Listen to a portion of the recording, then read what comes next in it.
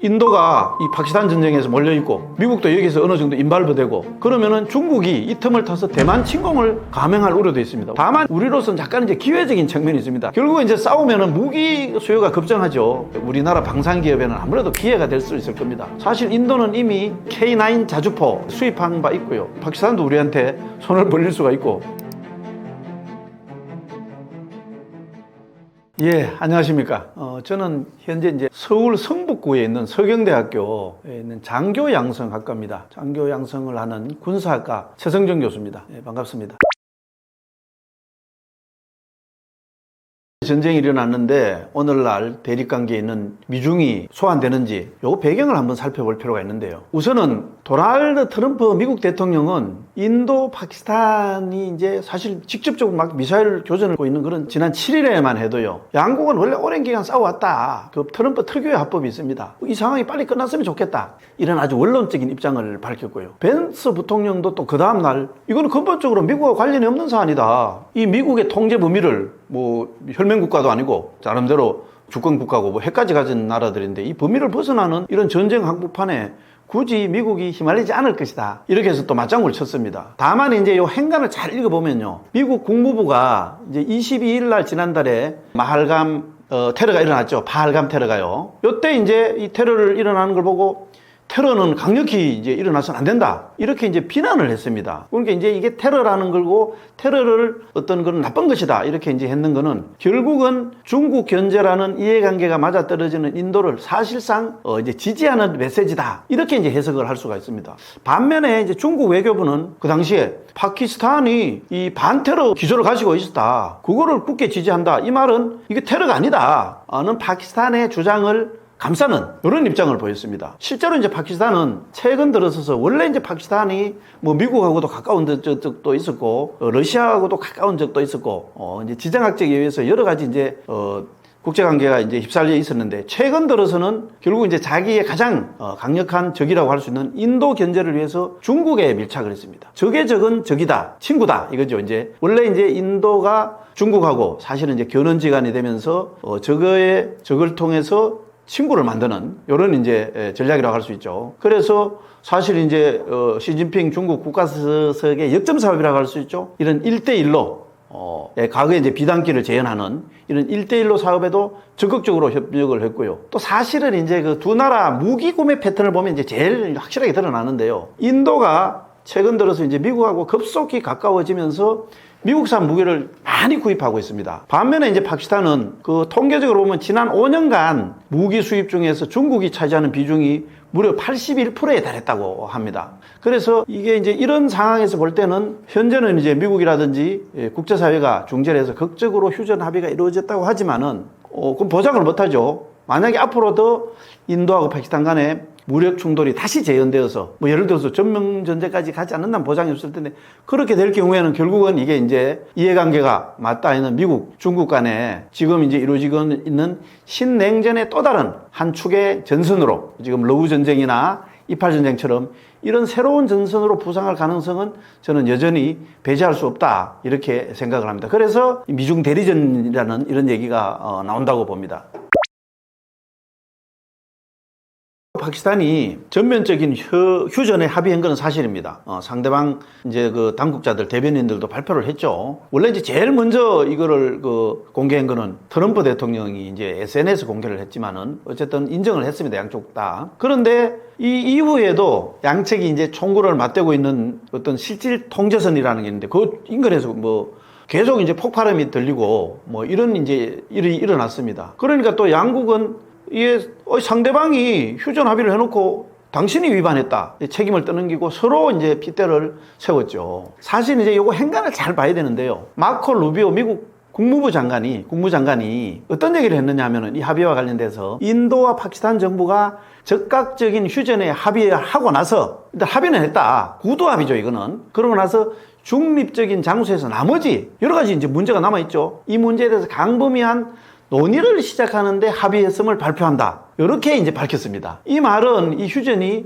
일단은 서로 싸우지는 말자. 이렇게 잠정적으로 합의를 해놓고 앞으로 협상을 이제 계속해 나가자. 이런 얘기죠. 구체적인 디테일한. 그런데 이제 협상이라는 게 깨질 수도 있죠. 서로 이제 입장 차이가 나고. 또 이런 과정에서도 어떤 또 촉발 기제가 생길지 모릅니다. ung뚱한 데서 뭐 예를 들어서 테러가 생긴다든지 누가 뭐 그걸 싸우다 한 사람 뭐 죽는다든지 이렇게 하다 보면은 다시 언제든지 무력 충돌 가능성이 있습니다. 저는 그렇게 봅니다. 그만큼 이거 인도 파키스탄 간 대립의 갈등이 깊고요. 뭐 역사가 오래됐죠. 그 다음에 이제 또 이 카슈미르 지역이 세계의 화약고라고 할 만큼 그 자체적으로 안고 있는 문제, 이게 굉장히 쉽게 해결될 수 없는 그런 구조적인 한계가 있기 때문에 저는 그렇다고 봅니다.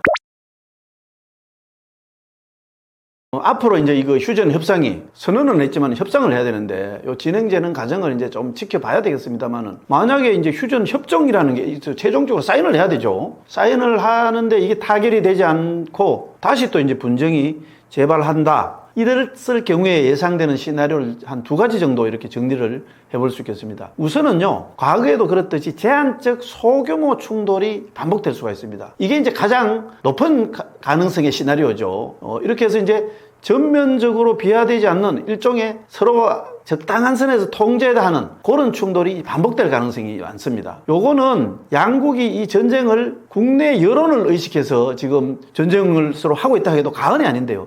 전쟁은 굉장히 정치적이죠. 그래서 제한적 공격을 수행하고 나서 서로 공별되는 그런 임계점은 넘지 않고 적당한 선에서 다시 빠지고, 쉽게 말하면 치고 빠지고 요런 이제 형태의 충돌 반복이죠. 이게 원래 이제 양국이 그동안 굉장히 익숙한 패턴입니다. 과거에도 이제 전쟁의 뭉터까지 갔다가 다시 물러나는 이런 패턴을 계속 보여왔거든요. 사실 전쟁의 원인이라는 게 되게 이제 정치적인 게 큽니다. 전쟁이 어떻게 일어나야 하는데 대부분의 정치하고 관련되어 있습니다. 그렇기 때문에 두 나라 다 이제 공격을 멈출 명분이 어느 정도 축적되면은, 이 정도는 국민들이 뭐 이제 이해를 한다, 만족한다, 더 이상 국민 눈치를 안 봐도 된다, 이렇게 하면은 중단될 수 있다는 이런 얘기입니다. 그거를 이제 보면은 특히 이번에 이제 인도가 이 파키스탄 공격을 하기 위해서 붙인 작전을 이제 보면은 그 이해를 할 수 있는데, 요게 이제 3가지 정도로 다시 요약할 수 있는데요. 우선은 이 공격을 보면은요, 신두로 작전이라는 공격인데, 이 공격이 어떤 의도적인 확전 불사라는 이런 메시지는 담겨 있습니다. 기본적으로 확전도 할 수 있다. 그래서 이게 보면은 이제 또 인도가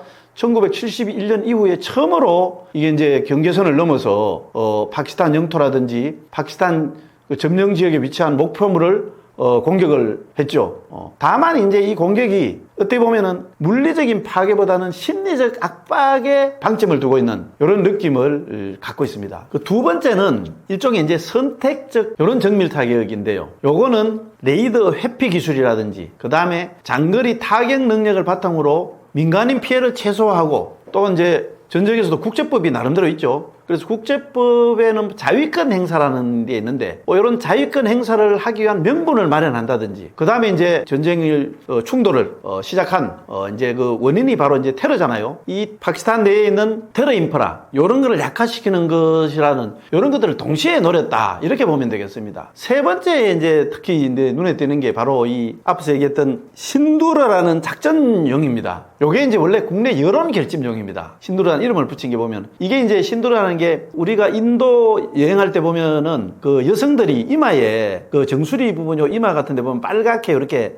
칠하는 게 있죠. 요게 이제 신두르라고 하는데, 이게 뭐 이제 남편의 건강을 기원하고 뭐 이런 거라고 하기도 하고요. 대개 이제 힌두 문화에서는 보호와 단결을 상징합니다. 그래서 이제 인도 국민들에게 우리가 왜 싸워야 되느냐, 이런 군사 행동에 정당성을 부여하는 어떤 정치적 내러티브로 활용하는 그런 뜻이 이제 굉장히 엿보입니다. 사실 이제 그 과거에도 보면요, 인도의 그 특히 이제 집권 세력이 있죠. 집권당들이 정권이 이제 위기가 처할 때, 이럴 때는 이제 파키스탄하고 어떻게 보면 약간 의도적으로 충돌을 하기도 하고요. 특히 이제 중국도 인도에 이제 그 국경을 맞대고 대립되고 있죠. 그래서 중국하고도 이제 대립 긴장을 하는 이런 관계를 정치적으로 이용을 많이 했던 전력이 있습니다. 뭐 재밌는 사례 같은 경우는 뭐 이제 중국하고 인도는 히말라야 지역 같은 데 보면은 그 이제 국경이 굉장히 조금 모호합니다. 뭐 아니면 산사태가 나서 바뀔 수도 있고, 그런데 그럴 때 이제 인도의 집권당이 조금 여론에서 밀리고 자칫하면은 선거에 패배할 그런 우려가 있다. 이러면은 거기서는 총도 쓸 필요가 없습니다. 몽둥이 들고 가서 중국 사람들하고 몇 번 싸움 붙고 이러면은 바로 그냥 인도의 여론이 돌아서는 이런 거를 재미를 많이 봤기 때문에 이런 측면이 상당히 있다고 봐야 되죠. 그래서 이제 이런 어떤 확전을 하지 않으면은 자전 충돌로 뭐 여러 가지 정치적인 효과를, 심리적인 효과를 넣는 게 이제 기본이라고 한다면은 사실 이제 우리가 다음에 또 생각해야 될 거는 뭐냐면 가장 위험한 것은 바로 이제 전면전이죠. 전면전은 사실은 이제 핵까지도 생각을 해봐야 되는데 두 나라 다 핵을 갖고 있기 때문에요. 근데 그렇게 해서 이제 확전될 경우인데 요거는 일단은 파키스탄 입장에서 먼저 생각을 해봐야 됩니다. 왜냐하면 파키스탄 입장에서는 이번에 인도가 인더스강 조약, IWT라고 하는데요. 이거를 이제 중단하겠다. 이렇게 선언했는데 이거는 파키스탄의 생존을 위태로 하고는 아주 실존적인 위협입니다. 왜 그러냐면 파키스탄의 그 인더스 강은 인도도 마찬가지지만은 생명의 젖줄입니다. 그러면서 이거를 건드리는 건 아킬레스건이라고도 할 수 있습니다. 이게 사실은 이제 이 젖줄이 끊어지면 어떻게 됩니까? 파키스탄의 2억 4천만이 되는 이 인구가 식량, 민생, 경제 안보에 바로 직결되는 그런 아주 중요한 게 바로 인더스 강입니다. 그래서 파키스탄 입장에서는 인도가 만약에 물 공급을 중단한다. 이거는 뭐 진짜 전쟁하자는 거죠. 이 명백한 전쟁 해지로 간주를 하고 있고요. 그렇게 되면 국력의 모든 스펙트를 다 동원해서 대응 보복해야 되겠다는 게 앞으로도 물론이고 기존에 이제 일관된 입장입니다. 이게 이제 정말 이렇게 해서 해결이 안 되면은 핵사용까지도 이제 포함되는 거죠. 특히 이제 그 파키스탄이 이제 정해놓고 있는 핵사용 독트린이라는 것은 특유의 이제 공세적 성격으로 악명이 높습니다. 그건 바로 이게 인더스 강하고 이제 직결되어 있습니다. 국가들이 핵을 가지고 있지만은 대개 이제 선제 불사용, 먼저 사용을 하지 않는다. 요게 이제 원칙이거든요. 요거를 아예 이제 우리는 그렇게 할 수가 없다. 설령 인도가 먼저 핵무기를 사용하지 않더라도 우리가 먼저 선제 공격을 할 수 있다. 이걸 아예 명시적으로 언급했습니다. 그만큼 이제 인도보다는 약자고 군사력도 조금 지쳐있고, 그 다음 인더스 강이라는 이런 젖줄도 이제 인도가 잡고 있고요. 그렇습니다. 요컨대 만약에 양국 간의 물전쟁이 확대된다면 언제든지 핵전쟁으로 비하할 수 있는 이 트리거, 방아쇠가 될 수 있다는 것이죠.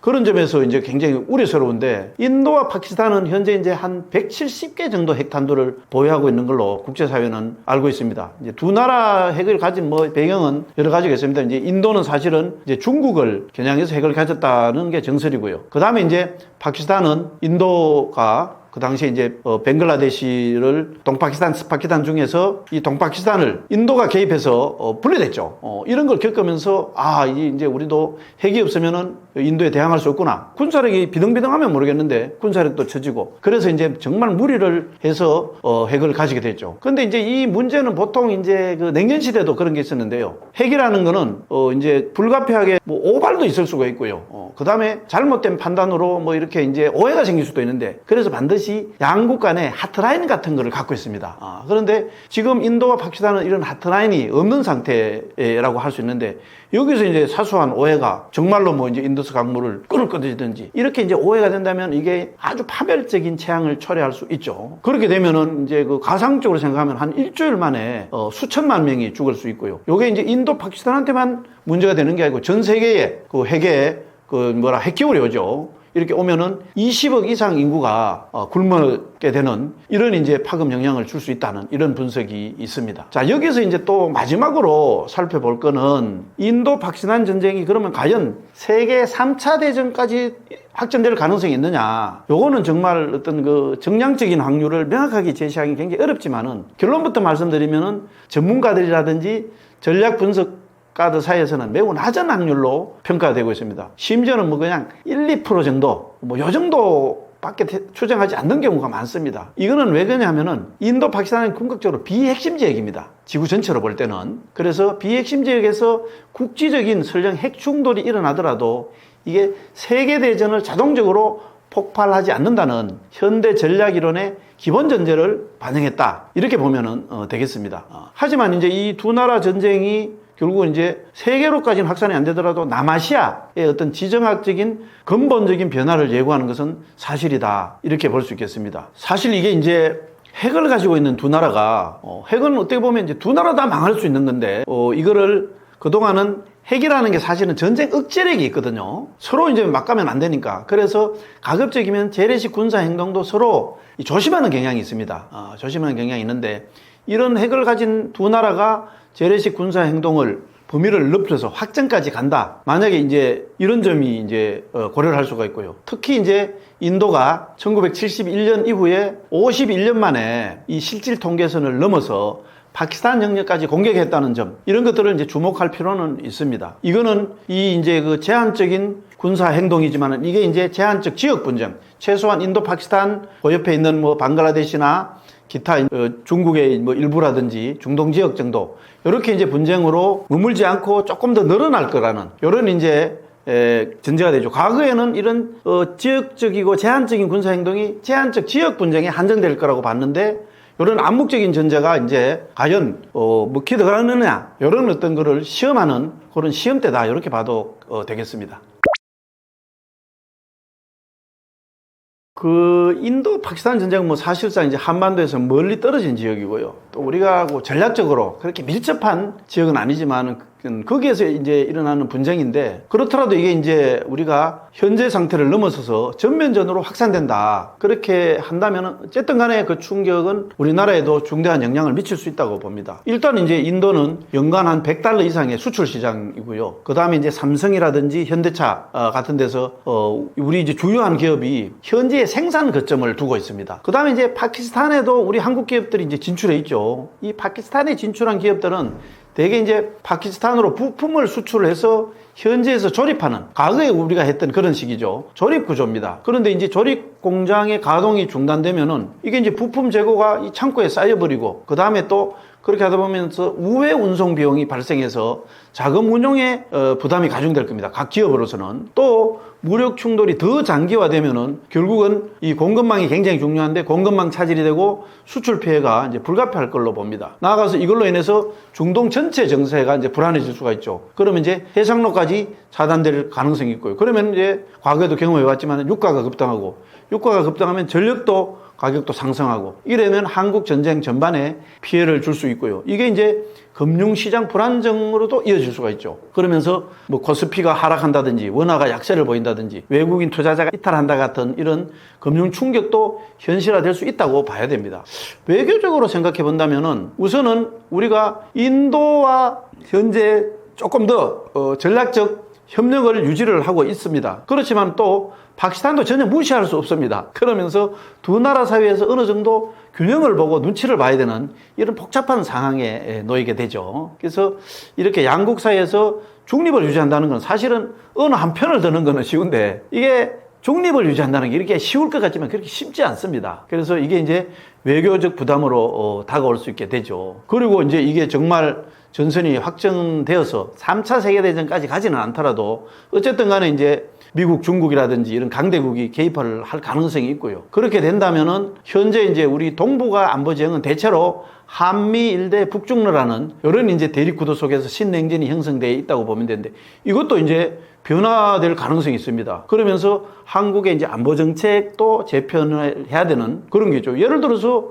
인도가 이 파키스탄 전쟁에서 몰려있고 미국도 여기서 어느 정도 인발부 되고 그런데 그러면은 중국이 이 틈을 타서 대만 침공을 감행할 우려도 있습니다. 원래 이제 인도가 중국이 대만 침공을 함부로 할 수 없는 여러 가지 이유가 있는데, 그 중에 하나는 대만 침공하는 중에 인도가 자기들을 이쪽에 뒤에서 뒤통수 때리면 어떡하냐, 이것도 있거든요. 그런데 이제 그 염려가 없어지면은 대만 침공을 할 수도 있고요. 그 다음에 이제 그런 상황에서 북한도 무력 도발을 할 수가 있다, 뭐 이렇게 이제 가정을 할 수가 있습니다. 다만 이제 우리로서는 약간 이제 기회적인 측면이 있습니다. 남의 불행이 나의 행복이다, 뭐 이런 얘기라고 할 수 있는데, 결국 이제 싸우면은 무기 수요가 급증하죠. 그러면은 이제 우리나라 방산기업에는 아무래도 기회가 될 수 있을 겁니다. 사실 인도는 이미 그 K9 자주포 이걸 이제 수입한 바 있고요.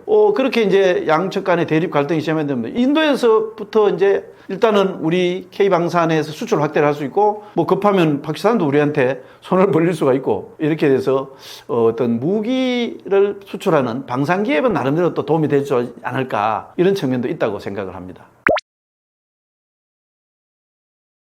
사실 이제 인도 파키스탄 전쟁이 아니더라도 현재 국제사회는 큰 변화를 맞고 있습니다. 원래 이제 2차 대전 이후에 이 국제 질서는 대체로 이제 우리가 냉전을 거치고 tan냉전을 거치면서 다이내믹한 그런 변화를 보였지만 어쨌든 간에 큰 줄기로 보면요. 대개 이제 미국이라는 이제 그 서방 세계의 중심이 있습니다. 이제 뭐 주로 이제 기독교 문명국가를 중심으로 해서 자유민주주의 체제를 수호하는 그런 이제 어떤 기본틀이 있고요. 그 다음에 이제 반서방이라는 뭐 흔히 이제 러시아, 중국, 이란 뭐 이런 반서방이라는 과거에는 이제 소련이었죠. 그 다음에 소련의 어떤 그런 연맹이라든지 뭐 이런 국가들이 있었지만 어쨌든 큰 줄기로 보면은 나름대로 이제 이분법적 구도가 형성돼 있었습니다. 거기에는 대체로 이제 미국이 뭐 냉전 때든 탈냉전 때든 세계 경제 역할을 하면서 서방 세계가 어떤 힘드는 게 생기면 방패막이를 역할을 하고 이렇게 했죠. 근데 이게 이제 흔히 말하는 미국 우선주의입니다. 아메리칸 퍼스트라고 하기도 하고요. 메이크 아메리카 그레이트 어게인이라는 이 미국 우선주의로 철저히 무장된 이 트럼프 2기 행정부가 출발하면서 국제사회가 이제 큰 소용돌이에 빠져 있습니다. 이게 이제 결과적으로 과거처럼 선악이라든지 뭐 가치라든지 이런 논리보다는 국익과 힘이 최우선인 이런 냉혹한 국제 질서가 도래했다고 봐야죠. 여기서 이제 세계 각국은 각자 도생입니다. 스스로 살아남기 위해서 이제 몸부림을 치고 있다고 봐야죠. 이런 속에서 우리나라도 이제 예외가 아닙니다. 우선은 알려졌다시피 당장 산업사회 전반에 엄청난 변화가 일어납니다. 그 다음에 이제 지금도 이제 관세 압박에 따라서 또 경제 상황에 어려움이 따를 수밖에 없죠. 그러면서 트럼프가 이제 얘기하는 방위비 인상이라든지 주한미국 감축이라든지 이런 안보상의 부담 요인도 상당합니다. 게다가 이제 최근에 북한이 이제 러시아에 파병까지 했죠. 이거는 동북아 안보 지형에 이제 큰 영향과 파장을 예고하고 있습니다. 여기에 덧붙여서 아직까지는 현실화되지 않지만은 트럼프 대통령이 당선되기 전부터 당선되고 나서도 취임하고 나서도 우리의 민족의 명운하고 가장 핵심적인 문제인 북한 핵 문제를 두고 마치 한국을 제치고 김정은하고 직접 대화하겠다. 흔히 말하는 코리아 패싱이죠. 이런 우려마저 나타나고 있는 상황입니다. 이 와중에 이제 현재 2차 대전 이후에 큰 전쟁이 한꺼번에 2번 일어나는 건 처음이라고 하는데요. 이 러우 전쟁과 이팔 전쟁이 지금 아직도 ING입니다. 여기에다가 이제 인도, 파키스탄까지 앞으로 어떻게 진행될지 모르겠지만은 이게 이제 정말 어떤 상황으로 전개되느냐에 따라서 한국의 안보 지형이 굉장히 점점 더 복잡해지고 있다. 이렇게 볼 수 있겠습니다. 어쨌든 우리로서는 외교 안보 자산을 총동원해서 이 난국을 극복해야 됩니다. 그렇지만 아직까지는 제가 볼 때는 뭐니 해도 가장 중요한 거는 우리가 꼭 지켜야 할 것은 바로 이 한미동맹이고 이 한미동맹의 기초에서 이 문제를 풀어나가야 된다. 이렇게 볼 수 있습니다. 이 사실 이제 전쟁이 3년이 훨씬 넘었죠. 그래서 러시아나 우크라이나 할 것 없이 굉장히 이제 피해가 많고요. 국민들도 지쳐 있습니다. 우선은 러시아보다는 우크라이나를 먼저 보면은요. 사망, 탈출, 영토 손실도 많죠. 이렇게 해서 인구가 줄어든 게 한 8천에서 한 1,000만 명 정도 된다고 합니다. 그리고 전 국토가 거의 이제 초토화 되다시피 하고 이게 이제 앞으로 재건을 하려면은 재건 비용만 한 600조 이상 될 거라고 하죠. 그러면 러시아는 괜찮냐? 러시아도 역시 이제 사상자가 엄청나게 많고요. 러시아를 탈출한 사람도 많습니다. 그리고 이제 아무리 적다 하더라도 국토 피해가 만만치 않죠. 그 다음에 이제 이 전쟁을 치르자 보면 가장 이제 중요한 게 돈입니다. 그래서 천문학적인 전쟁 비용이 들어가고, 그 다음에 이제 침략 행위를 했다고 해서 서방에서 강력한 제재를 하는 바람에 경제적으로 엄청난 어려움을 겪고 있습니다. 어떻게 보면 이게 전쟁이 잘 따져보면은요, 두 나라 정치 지도자의 어떤 정치적 계산이나 욕심 때문에 일어났다 해도 봐도 과언이 아닙니다. 쉽게 말하면 푸틴의 과한 정복력이라든지, 그러면 젤렌스키가 한 발 물러서다든지 이렇게 해서 전쟁이 안 일어날 수 있을 텐데, 그런데 이제 결과적으로 죽어나가는 거는 불쌍한 군인들이고요. 더 불쌍한 거는 이제 국민들입니다. 근데 현재 전황은 일단 러시아가 우위에 있는 것처럼 보이긴 보입니다. 그렇지만은 과연 누가 승자고 누가 패자일지는 의문입니다. 사실 이제 러시아의 전신이라고 할 수 있는 소비에트 연방, 구소련이 결국은 이제 붕괴가 됐죠. 붕괴됐는데 여러 가지 원인이 있습니다만은 그 중에 하나 보면은 이제 소비에트 연방체제 말기에 아프가니스탄을 침공에 들어갔습니다. 여기에 들어가가지고 여러 가지 전략적인 이제 목적은 있었겠죠. 10년간 발이 묶여 있습니다. 그래서 궁극적으로는 10년간 발이 묶여 있다가 완전히 아프가니스탄을 이제 점령해서 굴복시키지도 못하고 그냥 소득 없이 철수를 했는데 이때 이제 돈도 들어가고 뭐 여러 가지 문제가 생겼죠. 그렇기 때문에 이게 바로 구소련이 붕괴된 이유 중에 하나입니다.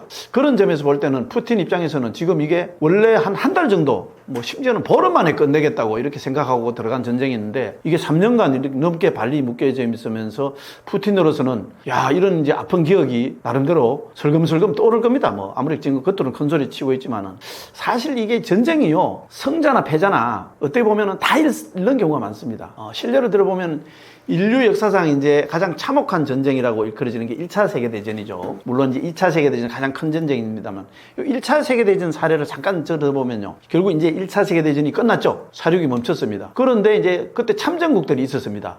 참전국이 연합국이 있었고 동맹국이 있었는데, 결국 연합군이 이기긴 이겼죠. 그런데 이 참전국이든 참전국 중에서 연합국이든 동맹국이든 다 자기가 원래 싸움을 통해서 이 전쟁을 통해서 얻으려는 게 있었죠. 그런데 그 다음에 지키려는 게 있었습니다. 그런데 이걸 다 잃고 말았습니다. 이 당시에 이제 패전국은 중에 하나는 오스트리아 헝가리 제국이죠. 두 나라가 같이 이제 합쳐진 제국이었는데 이거는 해체돼 버렸습니다. 그 다음에 이제 전쟁을 실질적으로 주도한 독일 황제는 쫓겨나 버렸습니다. 그럼 성전국은 성전국대로 뭐 어떠냐? 러시아도 그 성전국의 일원이었는데 러시아 제국 자체가 붕괴됐습니다. 볼셰비키 혁명이 일어났죠. 프랑스는 또 그 뒤에 혁명이니 뭐니 이래가지고 한 세대 동안 계속 피를 흘렸고요. 영국도 그 해가 지지 않는 나라 영국도 그 많은 부주와 젊은이들을 잃었습니다. 그래서 재밌는 일화가 있는데요. 당시에 독일 이제 총리였습니다. 패전국의 데오발트 폰 베터만 홀베크라는 총리가 정치인 중에서 동료 정치가가 있었는데 서로 이야기를 하다가 야, 정말 우리가 어쩌다가 일이 이 지경에 이르느냐, 당신은 진짜 어떻게 생각하냐 이러니까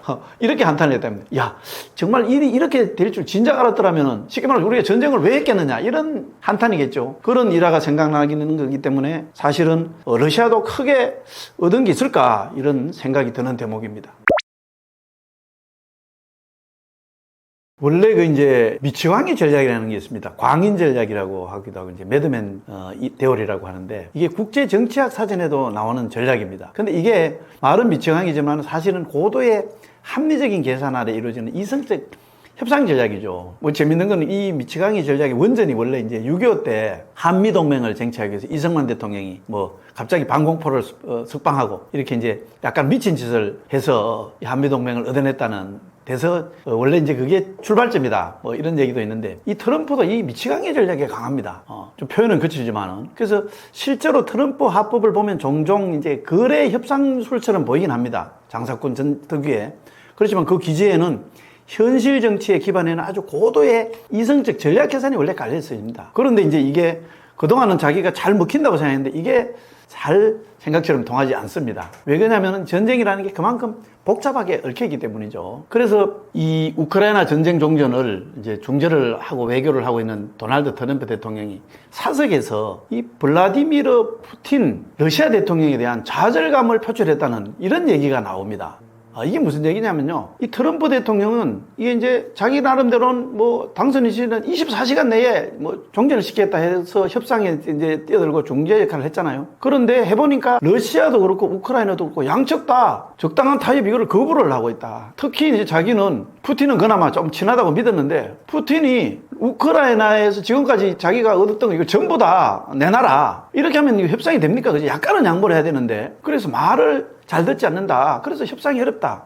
이런 불만을 토로했다고 합니다. 그래서 그러면서 심지어는 이제 트럼프 대통령이 주변 참모들한테 푸틴 대통령이 이게 보면은 전쟁을 서둘러 끝내기를 원치 않는 거 아니냐. 그러고 내가 집권 일기 때는 이 푸틴하고 좀 대화도 통하고 말도 좀 통했는데 이게 사람이 변했는 거 아니냐, 너희들은 어떻게 생각하냐, 이렇게 물었다고 합니다. 그래서 결국은 이제 우크라이나 젤렌스키는 이제 트럼프가 나와서 백악관에 처음 만났죠. 그때 이제 뭐 여러 가지 쇼를 했죠. 뭐 군복을 입고 가서 왜 양복도 없냐느니 뭐 이런 식으로 해서 한바탕 소동은 일으켰지만은 궁극적으로 이제 그러고 나서 다시 이제 돌아와가지고 유럽에서는 오히려 그걸 통해서 유럽이 이제 젤렌스키를 더 전폭적으로 지지하는 계기가 됐고요. 그런 상황 속에서 이제 프란치스코 교황 장례식에서 이제 트럼프가 이제 젤렌스키가 1대1로 만났죠. 그런데 거기 만나고 나서는 이제 정확한 거는 합의사항이라든지 대화는 공개되지 않았지만 어느 정도 제가 보기엔 합을 맞춘 것 같습니다. 그래서 그 이후에 트럼프는 그동안 러시아한테 조금 편을 드는 것처럼 보이다가 이제 러시아 자꾸 너희 말 안 들으면 추가적으로 경제 제재도 할 거다. 이런 식으로 이제 압박하는 이런 모양새를 갖추기 시작합니다. 특히 이제 미국하고 러시아 간의 이제 광물 협정, 요거는 이제 최종적으로 마무리가 됐죠. 마무리가 된 이후에 젤렌스키 대통령이 느낌을 말한 게 있습니다. 야, 트럼프 대통령이 이제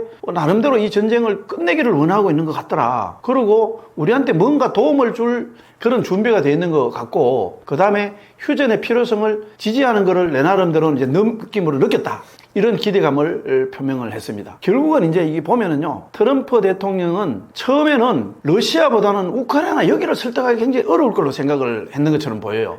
왜 그러냐면 러시아는 뭐 그동안에 말도 통하는 친구 같은 또 생각했던 푸틴도 있었고, 그런데 결국은 이게 이제 직접 부딪혀 보니까 어쨌든 러시아는 전황에 유리하죠. 자기가 이제 이니셔티브를 짓고 있고, 그러니까 러시아를 설득하고 푸틴을 설득하는 게 점점 더 어려운 난제로 부상했다는 걸 이제 드디어 인식하게 된 걸로 보입니다. 그래서 결과적으로 볼 때는 종전 중재 외교를 처음 시작했을 때는 세상이 다 아는 것처럼 러시아 푸틴 대통령 쪽을 조금 더 편드는 친한 척한 이런 태도를 받았던 트럼프 대통령이 최근에 이제 특히 이제 가장 실리적인 거죠. 우크라이나하고 광물 협정을 체결을 하고 나서는 앞에서 얘기한 것처럼 이제 추가 제재를 러시아에 하겠다 이런 식으로 나름대로 조금 이제 균형추를 잡아가는 이런 모습을 보이고 있습니다. 그런 모습을 보이고 있는 것은 러시아나 푸틴에 대한 이런 그 인식이, 야, 이제 내가 힘든 거는 바로 러시아하고 푸틴이다. 이런 인식이 자리 잡고 있는 거를 엿보는 그런 대목이다. 이렇게 보면 되겠습니다. 실제로 이제 이와 관련해서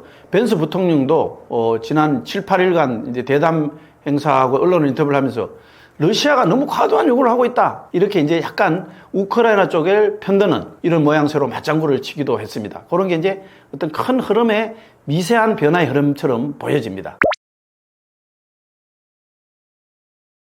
자, 먼저 휴전이 결정되고 나면은 우리나라에 어떤 기회가 오고 어떻게 대응해야 하느냐, 요거를 살펴본다면은요, 사실 이제 러시아는 본토가 크게 뭐 타격을 입지 않고 또 경제도 뭐 군수산업 해서 전시 경제로 붙어 있다고 합니다. 그래서 무기 생산하고 그 다음에 또 참여하는 군인들 봉급 주고 이걸로 이제 전시 경제로 버티고 있다고 하죠. 그렇지만은 국제사회 제재라든지 외국 기업이 철수하고 이렇게 해서 타격이 크고요. 제일 심각한 건 인플레이션입니다. 돈을 자꾸 푸니까요. 그렇게 해서 이제 러시아는 사실은 이 전쟁을 어떻게 보면은 뭐 푸틴 입장에 질질 끌고는 있지만은 욕심으로는 하루 빨리 이 전쟁을 끝내고 그러면은 국제사회의 신뢰도 회복하고, 그래 이제 인플레도 잡고, 그렇게 못한다면 앞으로 최악의 경제난에 직면할 가능성이 있습니다. 이 경제난에는 버틸 장사가 없죠. 그러면은 종신집권 기반을 갖추고 있는 푸틴 기반도 사실은 안전하다고 할 수 없습니다.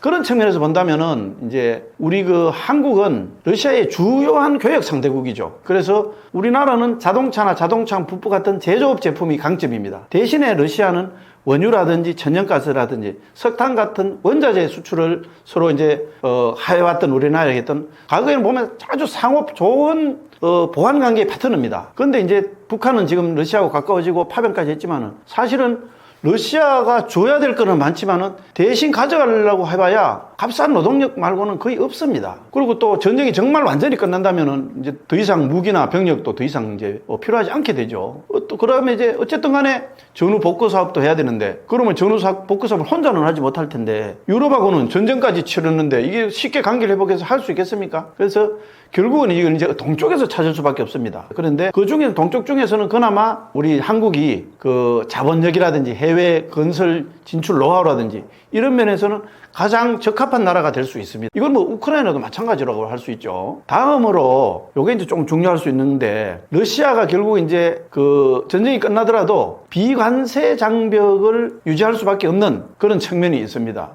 그럴 때 따라서 우리나라가 어떻게 대응했느냐, 요걸 한번 정리를 해보면은요, 우선은 러시아 우크라이나 전쟁이 종료되더라도 이게 여러 가지 입장에서, 예를 들어서 경제 제재라든지 서방 세계하고 단절을 해왔고, 이렇게 해서 자국 경제를 보호하기 위해서는 비관세 장벽을 더 강화할 가능성이 큽니다. 그렇게 되면 이게 이제 한국 기업의 재진출에 큰 도전이 될 수 있다고 저는 봅니다. 왜냐하면은 이 때문에 여기서 한국은 조금 더 효율적인 전략을 잘 마련한다면은 러시아에서 다시 진입할 수 있는 기회가 생길 수 있다고 보거든요. 그래서 이걸 구체적으로 좀 살펴보면은 첫 번째는 현지화 전략이라고 할 수 있겠습니다. 이거는 현지 생산 및 현지화는 바로 비관세 장벽을 극복할 수 있는 아주 중요한 방법이죠, 전통적으로. 그래서 러시아 내에 제조 시설을 설립하거나, 이제는 전쟁이 끝나고 좀 안정되기 때문에, 그 다음에 현지 파트너와 합작 투자를 해서 생산하고 또 공급망도 현지화 한다면은 이 비관세 장벽에 따른 무역 장벽을 넘을 수 있을 거 아니냐. 이렇게 하기 위해서는 특히 이제 자동차라든지 전자제품, 기계 장비와 같은 이런 것은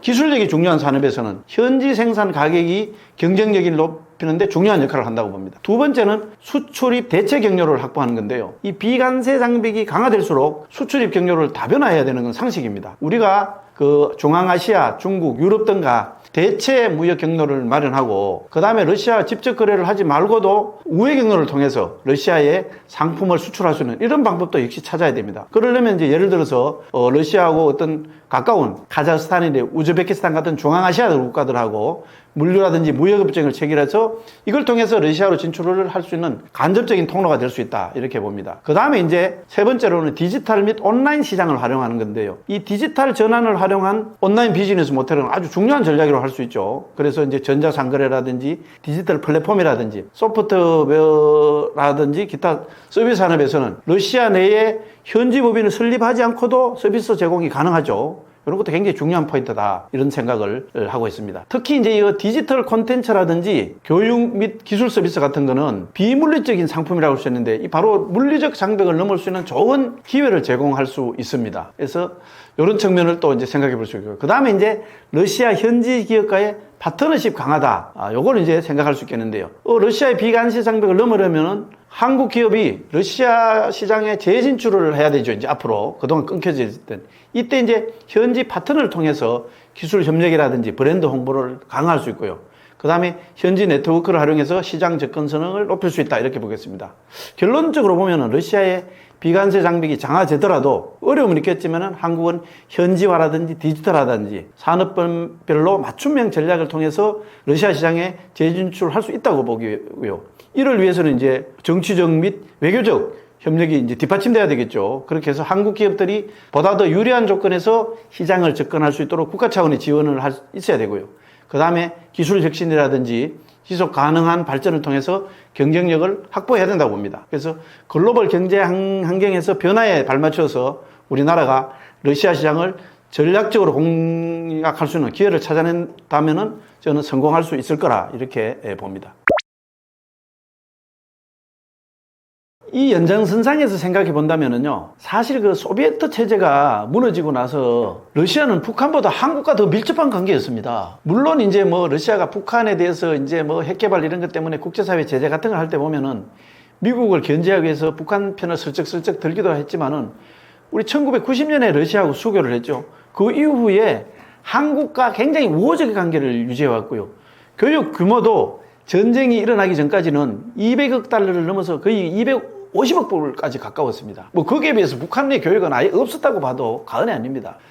이제 사실 그런데 이제 그 러시아가 왜 북한을 끌어들이냐면은 전쟁이 일어나다 보니까 이제 무기나 병력도 모자라고, 그러니까 북한이 나름대로 이제 손을 먼저 내밀었고요. 그러니까 그걸 이제 잡았고요. 또 북한으로서도 혈맹이지만은 이게 이제 자기가 살아가는데 제일 중요했다고 생각했던 중국이 이게 도와주긴 도와주는데 찔끔찔끔 도와줍니다. 그래서 굉장히 불만이 많고 이런 차에 러시아라는 뒷배가 필요하다 보니까 이제 서로 손을 잡게 된 겁니다.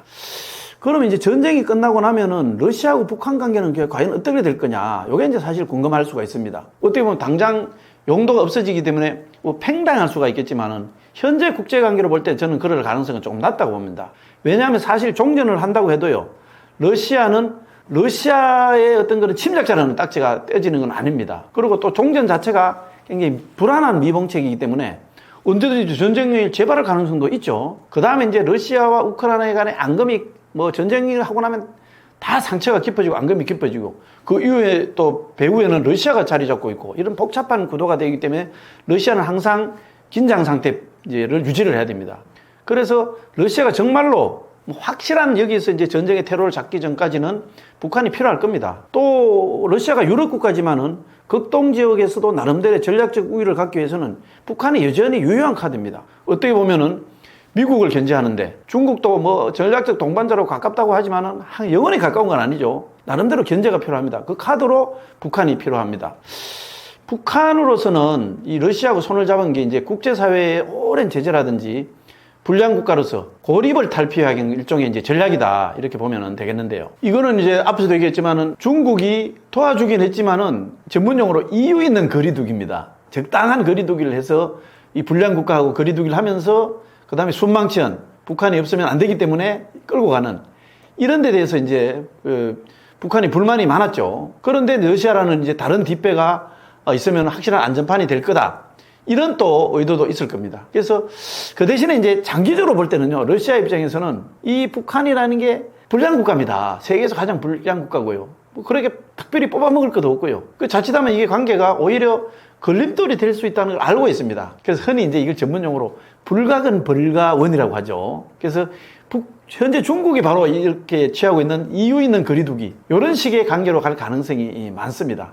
대신에 이제 이 대한민국으로서 우려되는 부분은요, 바로 북러 간의 포괄적 전략 동반자 협정, 일종의 이제 군사 동맹이죠. 이게 한국의 외교 안보 정책에 큰 영향을 미칠 수밖에 없다는 겁니다. 실제로 이제 이 협정을 기반으로 북한의 러시아 파병이 일어났고 이걸로 인해서 대남 위협이 강화되는 결과로 이어졌다. 이렇게 보면 되겠죠. 배경부터 한번 짚어봐야 되는데요. 우선 인도 파키스탄이라는 나라는 이제 원래 2차 대전 이후에 여러 나라들이 이제 독립을 했죠. 그 중에서 이제 우리나라 같은 경우는 이념 때문에 분단이 됐습니다. 그런데 이제 인도는 힌두교, 이제 이슬람교라는 종교 문제로 이 파키스탄하고 갈라졌습니다. 어떻게 보면 이제 2차 대전 중에 사실 유대인하고 아랍의 이중 계약을 맺은 나라가 있습니다. 그렇게 해가지고 오늘날 이제 이스라엘하고 팔레스타인의 어떤 그 분쟁 원인을 제공한 장본인이 영국이죠. 인도, 파키스탄도 바로 영국이 장난 때문에 이렇게 분리되었다. 어떻게 생각하면 참 영국이 제국주의 하면서 나쁜 일 많이 했죠. 이제 이번 충돌은 바로 이 두 나라 접경지라고 할 수 있는 그 중에서 이제 인도령 카슈미르에서 일어났는데요. 2025년 4월 22일에 여기서 이제 테러가 일어났습니다. 원래 이 카슈미르라는 곳은 뭐 사람들이 그동안 잘 모르고 있었는데, 우선은 이제 쉽게 얘기하면은 관광지로 굉장히 유명한 데입니다. 풍광이 아름답고, 그 다음에 우리가 캐시미어라는 이거 이제 모직, 좋은 아주 고급 모직이 있는데 이게 원래 원산지가 카슈미르에서 유래됐죠. 이 카슈미르는 원래는 이제 작은 하나의 토국이었는데, 이제 인도하고 파키스탄하고 갈라지는 그런 과정에서 이것도 이제 종교 때문에 원래 이 나라가 이슬람교가 대다수고 이 왕은 또 힌두교도인 이런 이제 아주 복잡한 구조 때문에 궁극적으로는 이제 인도령과 파키스탄령으로 이렇게 나눠져 있었습니다. 그러다 보니까 이게 오늘날 이제 세계의 화약고 중 하나로 불릴 정도로 그 대립과 갈등이 아주 심각한 곳입니다. 그래서 이 중에서 이제 바로 인도령 카슈미르 관광지에서 이 관광객을 콕 집어갖고 총기 테러를 했습니다. 그거는 관광산업이 이제 사실은 가장 핵심인데 관광산업을 죽이겠다는 이제 이런 목적이 좀 있었던 것 같아요. 이렇게 해서 이제 26명이 죽은 이런 사건이 발생을 했는데, 인도는 이 배후에 바로 이제 파키스탄이 있다. 특히 이제 파키스탄은 이슬람 국가고 원래 오늘날 테러를 가장 이제 많이 하는 단체나 세력이 이슬람 극단주의 무장단체들이거든요. 그래서 결국은 파키스탄의 어떤 군부하고 선이 닿아서 이런 테러가 일어났다. 이렇게 이제 아예 단정을 하고 보복을 했습니다. 그러나 이제 파키스탄은 이거 우리하고는 무관한 일이다. 이렇게 주장을 하면서 이제 반격을 가했죠. 이걸 이제 군사적인 충돌 상황을 조금 더 구체적으로 짚어볼 필요가 있는데요. 인도가 이제 이 사건이 일어나고 나서 5월 7일에 신두르 작전이라는 이름으로 파키스탄의 세계 공군 기지 여기에 이제 미사일 공격을 감행을 했습니다. 그 이제 핵심은 사실은 거기 이제 파키스탄 영토도 포함되고요. 그 다음에 파키스탄령 이 카슈미르에 위치한 이 테러 집단이 있을 것으로 생각되는, 이 테러 집단의 본거지로 생각되는 9개 시설을 겨냥한 거다. 이렇게 볼 수 있겠습니다. 사실 인도가 이렇게 자기 국경을 넘어서 공격을 가한 거는 1971년에 이제 전쟁이 있었는데요. 그 이후에 무려 54년 만에 처음에는 일입니다. 그러자 이제 파키스탄도 바로 이제 공격을 했죠. 그 공격 이름은 이제 철의 장막이다는 이런 이제 이름으로 보복 작전을 감행을 했고요. 이제 목표는 인도의 공군기지라든지 미사일 저장 시설 이거를 이제 타격을 했고요. 이 과정에서 이제 특히 인도 전투기 5대가 이제 추락을 했다. 하는데 그 중에서 라팔이라는 이제 전투기 3대, 그 다음에 수호이 SU-30 1대, 그 다음에 미그 29한대. 그런데 이제 라팔은 프랑스산이고 수호이하고 미그는 구소련이라든지 뭐 이제 러시아산 이렇게 이제 봐야 되겠습니다. 그런데 이 과정에서 또 이제 민간인 사상자라든지 대규모 피난이 발생하는 이런 상황이 이제 전개됐죠. 이러는 과정에서 이제 단순히 전쟁만 있었던 것도 아니고요. 굉장히 중요한 이제 그 모멘트가 생기는데, 인도가 이제 1960년에 인더스강 조약이라는 거를 파키스탄하고 체결을 했습니다. 이거는 쉽게 말하면 파키스탄하고 인도가 이 인더스강을 나눠 쓰는데, 이거를 인도에서 인더스강을 막으면 파키스탄이 물이 부족해지는 이런 거를 해서 이제 서로 나눠 쓰자 이런 조약을 맺었는데, 이거를 이제 중단하겠다 이렇게 하자 이제 파키스탄은 또 그 이후에 1972년에 삼나협정이라는 것을 인도하고 이제 합의를 했는데, 이거를 이제 폐기를 했습니다. 이 삼나협정이라는 거는 1971년에 이제 인도하고 파키스탄이 전쟁을 일으켰죠. 그 이후에 서명된 일종의 이제 평화조약입니다. 평화조약인데, 요거를 이제 50년에 걸쳐서 이 평화조약을 근거로 해서 물론 그 중간에 1999년에도 국경에서 크고 작은 이제 충돌이 있고 여러 가지 이제 위기가 있었지 있고 갈등이 있었지만은 이 삼나조약 때문에 그나마 견뎌냈습니다. 그런데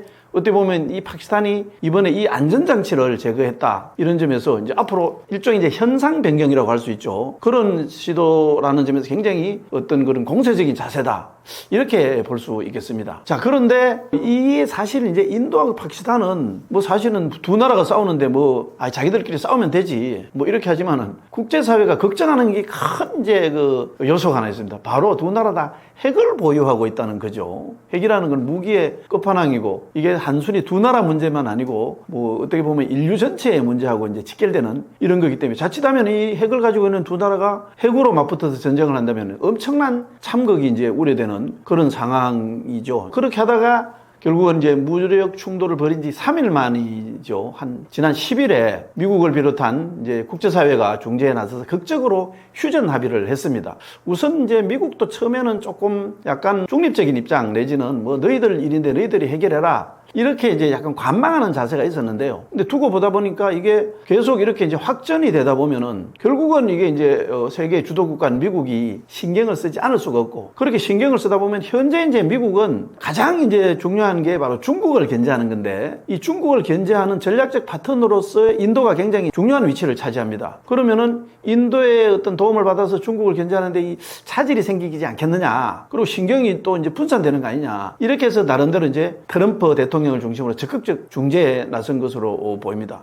어떻게 보면 중국도 이제 바로 이제 두 나라하고 이웃해 있는데, 중국도 비슷한 입장이죠. 지금 미국하고 이제 관세 전쟁 이렇게 해서 정신이 없는 판에 자기들도 이 전력이 분산될 거, 이걸 우려해가지고 그동안 양국에 서로 자제를 좀 해달라 이렇게 이제 요청을 해봤고요. 그 밖에도 이제 중동 국가인 나름대로 이해가 관계가 있죠. 사우디아라비아라든지 이란 같은 나라들도 직접 이제 양국 당국자들을 만나서 좀 휴전해라, 확전하면 안 된다, 이렇게 이제 요청을 한 바 있고요. 그 밖에 이제 G7 국가의 외교장관들도 이제 두 나라에게 최대한 좀 자제력을 발휘해 달라, 이렇게 해서 나름대로 직접 대화를 좀 해라, 이렇게 한 바가 있는 게 여러 가지 이제 맞물려서 이렇게 극적 휴전 합의에 이뤘다, 이렇게 보면은 되겠습니다.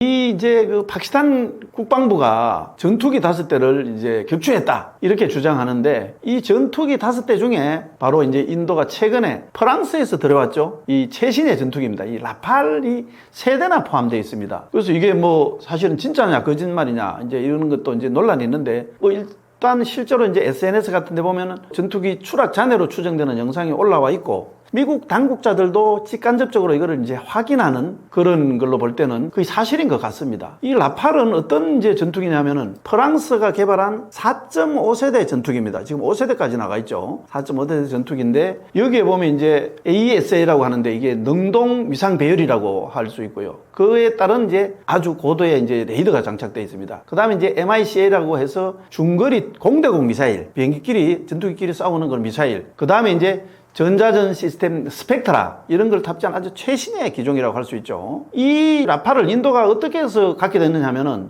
요게 앞서서 2019년에 카슈미르 지역에서 이제 그 파키스탄하고 약간 분쟁이 있는 과정에서 미그 21 이거를 2대나 격추당한 그런 이제 수모를 겪었습니다. 그래서 이 공군력을 좀 강화해야 되겠다 이렇게 해서 이제 최신의 전투기라고 할 수 있는 이 라팔을 프랑스에서 도입을 했죠. 그런데 이 라팔 격추가 사실 이제 사실이라고 한다면은 인도 공군력의 핵심 전력이라고 할 수 있을 텐데 이게 이제 무력화됐다는 이런 의미이기 때문에 상징적 타격이 굉장히 크다고 볼 수 있겠습니다. 더 이제 재밌는 거는 어떻게 보면은 이제 중국인데요. 중국이 그동안 첨단 무기 개발에 엄청난 이제 자원을 쏟아부었죠. 세계 이제 패권 국가로 가기 위해서. 그런데 사실 중국은 미국하고 달리 40년 이상 직접 전쟁에 참여해서 대규모 전쟁을 치른 그런 이제 경력이 없습니다. 전력이. 그렇기 때문에 이런 무기들을 개발은 했고 뭐 돈을 쏟아부었지만 실험할 수 있는 그런 기회가 없었는데 이번에 바로 그 파키스탄이 중국산 무기에 이제 굉장히 크게 의존하고 있는데 이 파키스탄이 인도하고 충돌하면서 이제 그 대신에 인도는 대신에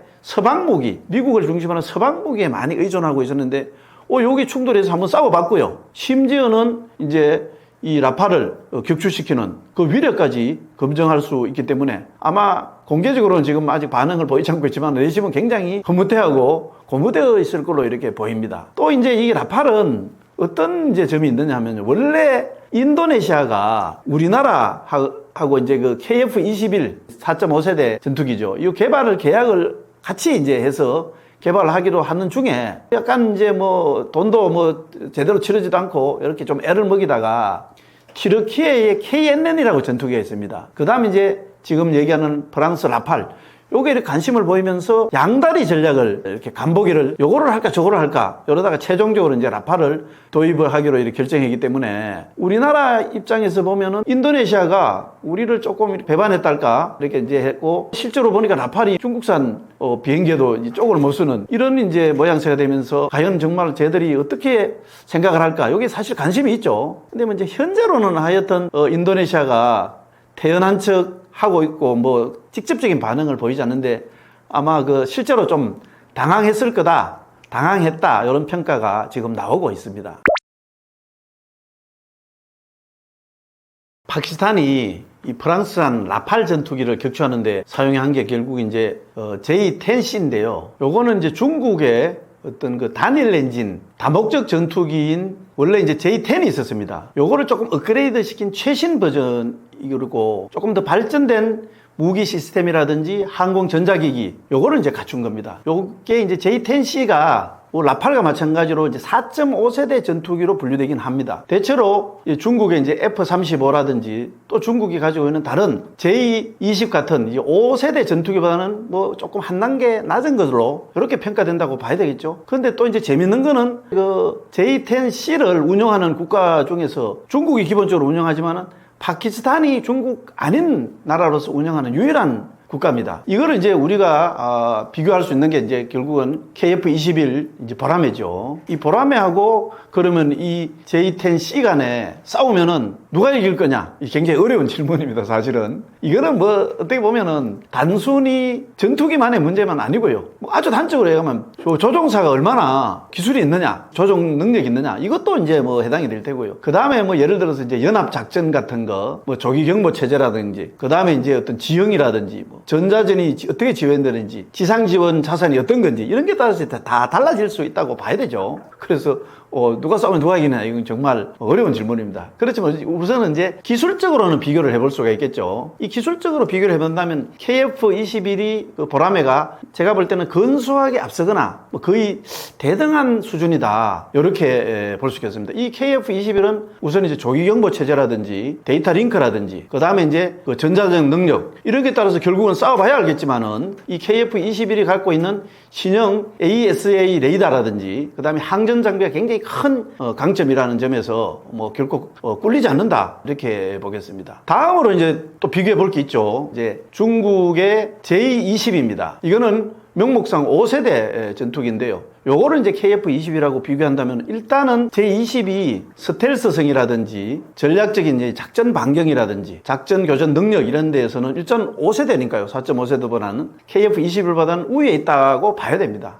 다만 이제 이 J-21은 중국 특유의 그 폐쇄성 때문에 성능이 원래 비공개된 요소들이 많습니다. 그러니까 조금 과장돼 있을 가능성이 있기 때문에 완전히 믿을 수는 없습니다. 대신에 이제 KF-21도 뭐 어떤 현실적으로 보면 어떤 가격 경쟁력이 있죠. 그 다음에 이제 동맹국, 미국이라든지 뭐 이제 동맹국하고 연계되어 있고, 그 다음에 이제 점진적으로 업그레이드 해 나갈 수 있도록 처음부터 설계가 되어 있습니다. 그런 게 이제 강점이고요. 그 다음에 이제 결국은 블록 3까지 발전하게 되면은 실제로 경쟁력 있는 5세대 전투기가 될 이 잠재력을 갖추고 있다고 봅니다. 다만 이제 아직까지 사실은 실전 배치되어서 실전에 들어가 본 그런 경험이 없고, 그 다음에 전자기기와 조기 경보기하고 이렇게 통합을 운영을 해봤다든지 이런 게 아직 부족하기 때문에 앞으로 훈련을 더 많이 하고 또 검증을 많이 해서 신뢰성을 이제 축적하고 구축해 나갈 필요가 있다. 이렇게 보시는 게 정확할 겁니다.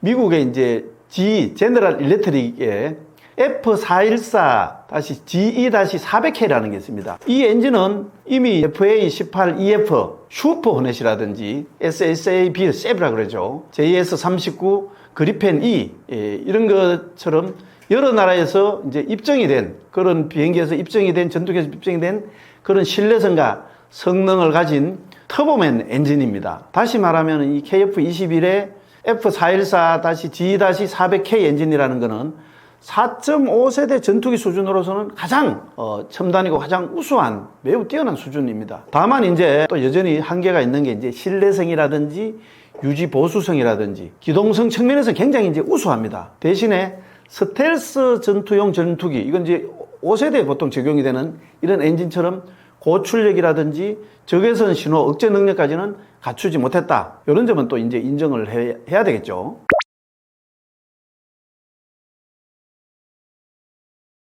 라팔이 파키스탄 공군에서 이제 격추되는 이 상황이 뭐 아직까지 확정적이지 않지만은 사실로 확인된다면 국제 전투기 시장에서 어쨌든 간에 그 중국산 전투기하고 싸워서 붙어서 이제 떨어졌다는 이 이미지 타격이 이제 분명히 있을 겁니다. 그 대신에 이제 경쟁 관계라고 할 수 있는 KF-21 보람의 이제 주목도도 상승으로 이어질 가능성이 있죠. 다만 이제 이게 실제로 KF-21의 판매량이 증가할지 이런 거는 나름대로 이제 여러 가지 조건이라든지 변수를 따져봐야 되죠. 먼저 이거를 제가 하나하나 좀 짚어볼 필요가 있겠는데요. 우선은 그러면 판매량이 과연 늘어날까? 요거를 이제 따져보면요. 첫 번째는 이제 앞에서 말씀드린 대로 라팔의 이미지 하락이 대체제 수요로 KF-21이 선택될 가능성은 있습니다. 라팔이 그동안 고성능 전투기로 명성을 쌓아왔지만은 이 격추됐다는 거는 어쨌든 간에 성능이라든지 생존성에 있어서 뭐 어떠한 이유가 있든지 의문을 갖게 만드는 게 사실이죠. 그래서 이 틈을 타서 사실은 이제 라팔보다 가격이 저렴하면서도 성능은 거의 뭐 대등소이한 KF-21이 라팔의 어떤 대체 내지는 보완 옵션으로 떠오를 수 있다고 봅니다. 그런 차원에서 두 번째로는 이제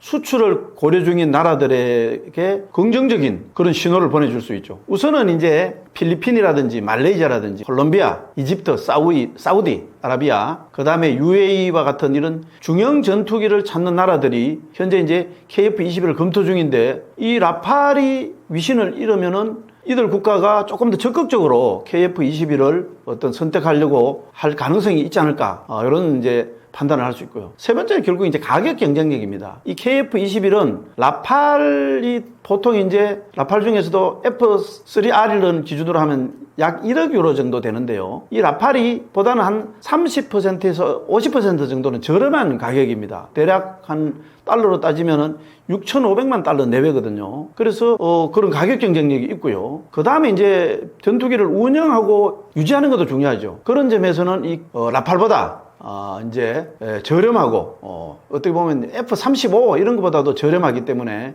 이제 예산이 제한되는 이런 나라들에는 당연히 이제 매력적일 수 있다, 이렇게 볼 수 있겠습니다. 다만 그렇다고 이 판매량이 확실하게 보장될 거냐, 여기는 또 짚어야 할 문제점이 몇 개 남아 있습니다. 첫 번째, 이제 KF-21은 아직까지는 양산 전입니다. 그리고 실전이나 훈련이나 이런 검증이 부족합니다. 구체적인 실질적인 전력화는 이제 2026년부터 시작되죠. 그래서 아직까지 실전에 배치되거나 실전 테스트가 없는 상태입니다. 그에 비해서 이제 라팔은 사실은 수십 년간 실전에서 이 검증된 그런 기체이기 때문에 완전히 이 라팔을 대체하기에는 아직 시간이 필요하다고 봅니다. 두 번째는 이제 이 KF-21이 미국산 엔진을 사용하잖아요. 그렇기 때문에 수출하는 데 제한 가능성이 있습니다. 이 이제 KF-21이 사용하는 미국산 F-14 엔진은 어떤 미국이 무기 수출 규제라는 걸 하고 있거든요. 보통 ITAR이라고 하죠. 여기에 적용 대상입니다. 그래서 사실은 좀 불편한 진실이지만은 미국이 승인하지 않으면은 KF-21을 수출할 수 없는 국가들이 있습니다. 그거는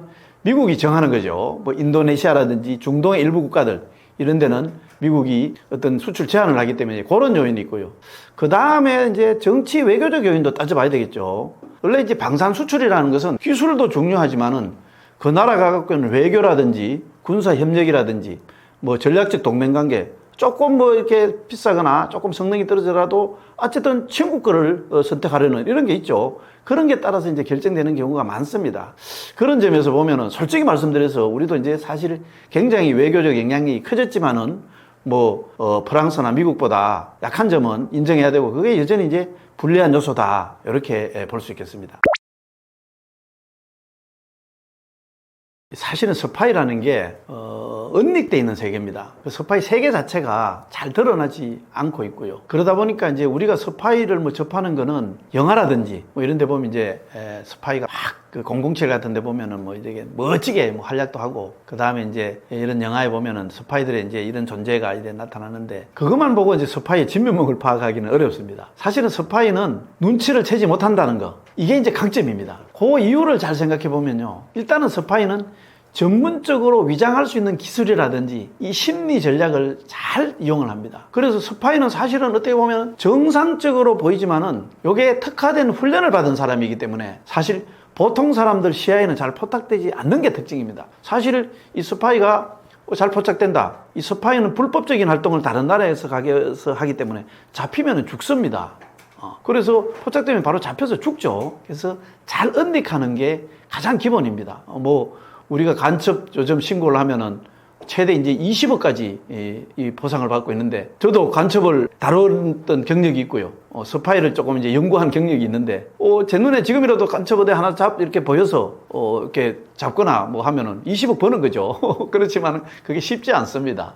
그래서 이런 이제 스파이들이 일반적인 사람들이 스파이를 잘 눈치채지 못하는 그런 이유를 한 5가지 정도로 제가 한번 꼽아보겠습니다. 첫째는 이제 철저한 평범함으로서 위장하는 겁니다. 원래 스파이는 눈에 띄지 않도록 굉장히 의도적으로 직업도 아주 평범한 직업, 뭐 폼나는 직업이 아니고요. 이웃집 아저씨, 아주머니, 뭐 쌀집 아저씨 이런 식이고요. 그 다음에 말투도 뭐 아주 북한 말투를 쓴다. 그럼 북한에서 내려온 걸 오히려 의심할 텐데 더 평범한 말투라든지 행동을 하고 있고요. 그러면서 지역 사회에 아주 적당히 잘 섞이는 아주 친밀감 있고 뭐 아저씨 아주머니 해서 고수도 또 같이 치고 막걸리도 한 잔씩 먹고 이런 식으로 연기를 한다. 이렇게 보면 되겠습니다. 그래서 우리 주변에 이제 많이 볼 수 있는 뭐 교사라든지 회사원이라든지 기자라든지 아주 평범한 직업군으로 활동하기 때문에 아주 그냥 정말로 평범한 아주 이웃처럼 보입니다. 그래서 우리가 뭐 이제 007 같은 이런 영화에서 나오는 아주 멋있고 화려하고 근총차고 뭐 이제 본덕을 데리고 다니고 이런 스파이는 현실에 이제 존재하지 않는다고 보면 되겠습니다. 영화는 영화일 뿐이다. 이렇게 보는 게 맞고요. 그 다음에 이제 두 번째는 심리적으로 친근함을 유도하는 이런 이제 능력을 갖고 있습니다. 이거는 스파이가 어쨌든 간에 정보에 접근을 하려면은 정보에서 가장 이제 접근해서 우선적인 거는 사람에 접근을 해야 되거든요. 그러면 상대방에게 호감을 주는 능력 내지는 그런 어떤 테크닉을 갖춥니다. 그래야지 경계심을 낮추고 대화를 하다 보면 부지불식간에 그 사람이 알고 있는 거를 우리가 빼낼 수가 있죠. 그런 기술이라든지 하기 위해서는 기술적으로도 접근을 해야 되고 그 사람의 믿음을 사야 됩니다. 그래야지 자기 이제 알고 있는 거 비밀도 털어놓고 그 다음에 속 얘기도 하고 뭐 이렇게 하죠. 그래서 예를 들자면은 그렇게 하려면은 먼저 친절을 베풉니다. 뭐 밥도 사주고 뭐 선물도 주고 그 다음에 또 그 사람이 어떤 관심사를 갖고 있느냐 이런 걸 이제 대화를 해서 저 사람 참 좋은 사람이다, 저 사람 좀 사귀어보면 좋겠다, 이런 인식이 되도록 유도를 합니다. 그 다음에 이제 대개 신분을 이제 위장을 하죠. 일종의 이중 신분입니다. 그런데 이걸 굉장히 자연스럽게 설정을 합니다. 그래서 기본적으로 신분 위조는 기본이고요. 그 다음에 이제 커버 스토리, 자기가 뭐 몇 살 때 이제 어디에서 태어나서 뭐 그 다음에 어떻게 살았는지 이거 이제를 얘기를 해야지 그 사람의 이제 사람이 만나다 보면 이제 과거 얘기를 하죠. 그런데 뭐 예를 들어 북한 간첩이 내려와서 내가 사실은 평양에서 뭐 이렇게 살았다. 이거는 말이 안 되죠. 그럼 이제 같은 이 대한민국의 국민으로서 살았다는 걸 받추기 위해 하면은 증명을 하려면 어떻게 됩니까? 과거에 내가 뭐 어느 지역에서 누구 뭐 만나서 어릴 때는 어떤 초등학교 다니고 뭐 이런 거를 다 준비를 해야 되죠. 그것도 아주 치밀하게 준비를 해야 됩니다. 앞에서 얘기하고 뒤에서 얘기하고 틀리면은 바로 전문용어로 들통나버리죠. 그 다음에 이제 실제로 이제 주민등록증이라든지 여권이라든지 뭐 학력증명서 이런 까지 아주 합법적으로 보이도록 이렇게 만들어냅니다. 그래서 겉으로 봐서는 의심하지 없도록 굉장히 어렵도록 하죠. 그 다음에 이제 정보 수집을 뭐 물론 이제 직접적으로 하는 경우가 있습니다. 예를 들어서 미행을 한다든지 변장을 한다든지 도청을 한다든지 뭐 해킹을 한다든지 비밀 촬영을 한다든지 뭐 훔쳐내는 거죠. 이런 이제 고전적 방법이 동원될 수가 있습니다. 불가피하면은. 그렇지만 이건 굉장히 위험하죠. 그래서 대체로 스파이들은 어떻게 보면요, 일상 대화 속에서 마치 자기는 관심은 여기에 있는데 다른 얘기를 하는 것처럼 하면서 그 얘기를 유도해서 자연스럽게 얘기를 이끌어내거나, 그 다음에 이제 우리 주변에 있는 그 공개된 정보들이 많이 있습니다. 그 사람이 또 생활하는 거 이렇게 보기도 하고 자기가 주변에서 살피기도 하고 이거를 이제 가지고 있고 기본적으로 자기 지식으로 갖고 있고 그거를 플러스 그동안 이제 관찰된 정보들이 있죠. 그 토대로 해서 플러스해서 정말 여기 정보가 맞는지 아닌지 크로스 체크도 하고 이렇게 하는 방식을 씁니다. 그러니까 일반 사람들은 정보가 실제로 빠지고 있느냐 이것도 눈치채지 못하도록 그렇게 합니다. 만약에 빠지는 게 눈치채면은 바로 방어를 할 때고 차단을 하겠죠. 그 다음에 이제 다섯 번째로 사전 대응 방지 전략이 잘 숙련되어 있습니다. 이게 무슨 얘기냐면은 스파이가 만약에 내가 감시당하고 있거나 의심당한다. 그러면 만약에 이제 이렇게 해서 정말 잡힌다. 이렇게 굉장히 위험하죠. 그러면 바로 행동을 중단하기도 하고요. 그 다음에 알리바이를 만들기도 하고요. 그 다음에 자기한테 해롭지 않은 변명을 적시에 이렇게 딱 제시를 할 수 있도록 이런 훈련을 다 받습니다. 그러면서 일상 행동처럼 보이기 위한 일종의 전문용어로 위장된 목적이라는 거죠. 이거를 항상 준비해 둔다 이렇게 볼 수 있겠습니다. 그래서 결론적으로 본다면은 스파이라는 것은 보이지 않도록 설계된 존재다 이렇게 할 수 있고, 또 이 스파이들이 사용하는 수단은 비범한 위장이 아니고 정교한 평범함이다 그렇게 할 수 있고, 일반인들은 그렇기 때문에 스파이처럼 볼 수 없도록 하고 경계하거나 의심할 이유가 없다 보니까 느끼지 못합니다. 스파이들. 우리가 이 보면은 고도의 사기꾼 있죠. 이런 사람들은 오히려 진실된 사람보다 더 진실되게 보이는 이거하고 마찬가지다 이렇게 보면 되겠습니다. 스파이 중에서 이제 산업 스파이가 있는데요. 이건 이제 특화된 스파이입니다. 이 산업 스파이는 대체로 이제 노리는 게 뭐냐면 기업의 기술이라든지 설계라든지 연구 자료라든지 고객 정보라든지 제조 공정이라든지 이런 거를 탈취하기 위해서 여러 가지 이제 나름대로 또 스파이의 기술에 더해서 또 색다른 정교한 이제 수법을 사용합니다. 대체로 이런 스파이는 내부자가 배반을 해서 포섭이 돼서 하는 그런 경우가 이제 있고요. 그 다음에 외부에서 내부로 침투하는 그런 존재일 수도 있는데, 뭐 최근에는 이제 사이버 컴퓨터가 정보화 사회가 되면서 해킹을 한다든지, 아니면은 또 뭐 아예 그냥 모르게 담을 넘어서 간다든지 훔쳐간다든지 이런 식으로 해서 아날로그와 디지털 수법을 같이 병행하기도 한다 이렇게 보면 되겠습니다.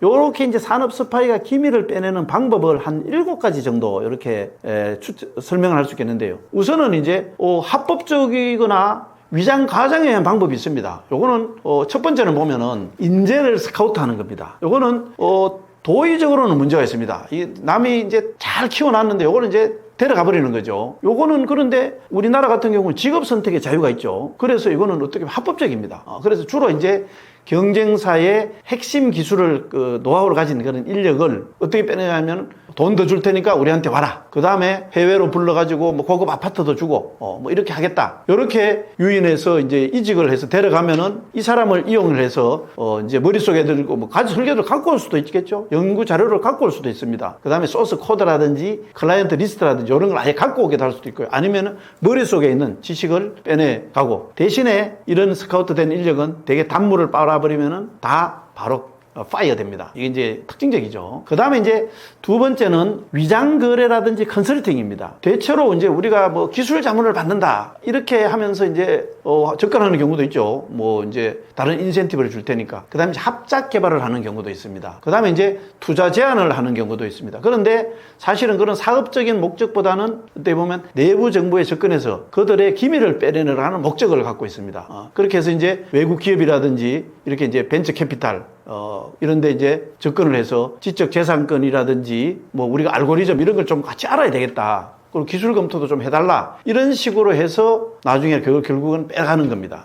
그 다음에 이제 약간 이제 위험 부담이 있지만은 사진을 촬영한다든지 영상을 촬영하는 겁니다. 그것도 뭐 예를 들어 이럴 수가 있죠. 경쟁사에 이제 견학을 간다든지, 그 다음에 전시회가 열린다든지, 방산 같은 이런 전시회도 열리거든요. 그 다음에 이제 자기가 권위자다, 그 다음에 전문가다 이래서 외부 강연 같은 거를 갈 수가 있습니다. 그 어떤 회사에 같은데. 그렇게 해가지고 가서, 이게 이제, 거기에 있는 기계 같은 거, 이거 좀 한번 참 멋있어 보는데 좀 찍을 수 없겠느냐. 이렇게 이제 찍거나, 아니면 그 과정 자체를 뭐 촬영하거나, 아니면은 이제 모르는 상태에서 드론이라든지 스마트폰이라든지, 그 다음에 뭐 안경형 카메라 같은지, 이런 걸 통해서 고해상도 촬영을 할 수가 있습니다. 이건 이제 사실 들키지 않아야 되죠. 그렇지만은 뭐 어떻게 보면은 촬영 자체만 가지고는 이걸 이제 처벌할 수 없는 경우가 많습니다. 도의적인 문제가 생기겠죠, 나중에. 그 다음에 사실은 좀 지저분하지만요. 쓰레기통이라든지 이런 거 뒤지는 경우도 있습니다. 우리가 이제 사실은 이렇게 버릴 때 다 파쇄를 하거나 중요한 거는 해야 되는데 이게 좀 귀찮고 하기 때문에 부주의하게 이렇게 그냥 쓰레기통이라든지 폐기물로 이렇게 넘어가는 경우가 많거든요. 그럼 이제 폐지통이라든지 분쇄기에서 처리되지 않은 문서라든지 공장 폐기물 같은 것도 요걸 잘 분석하면은 얼마든지 어떤 그 산업 기술을 알 수가 있습니다.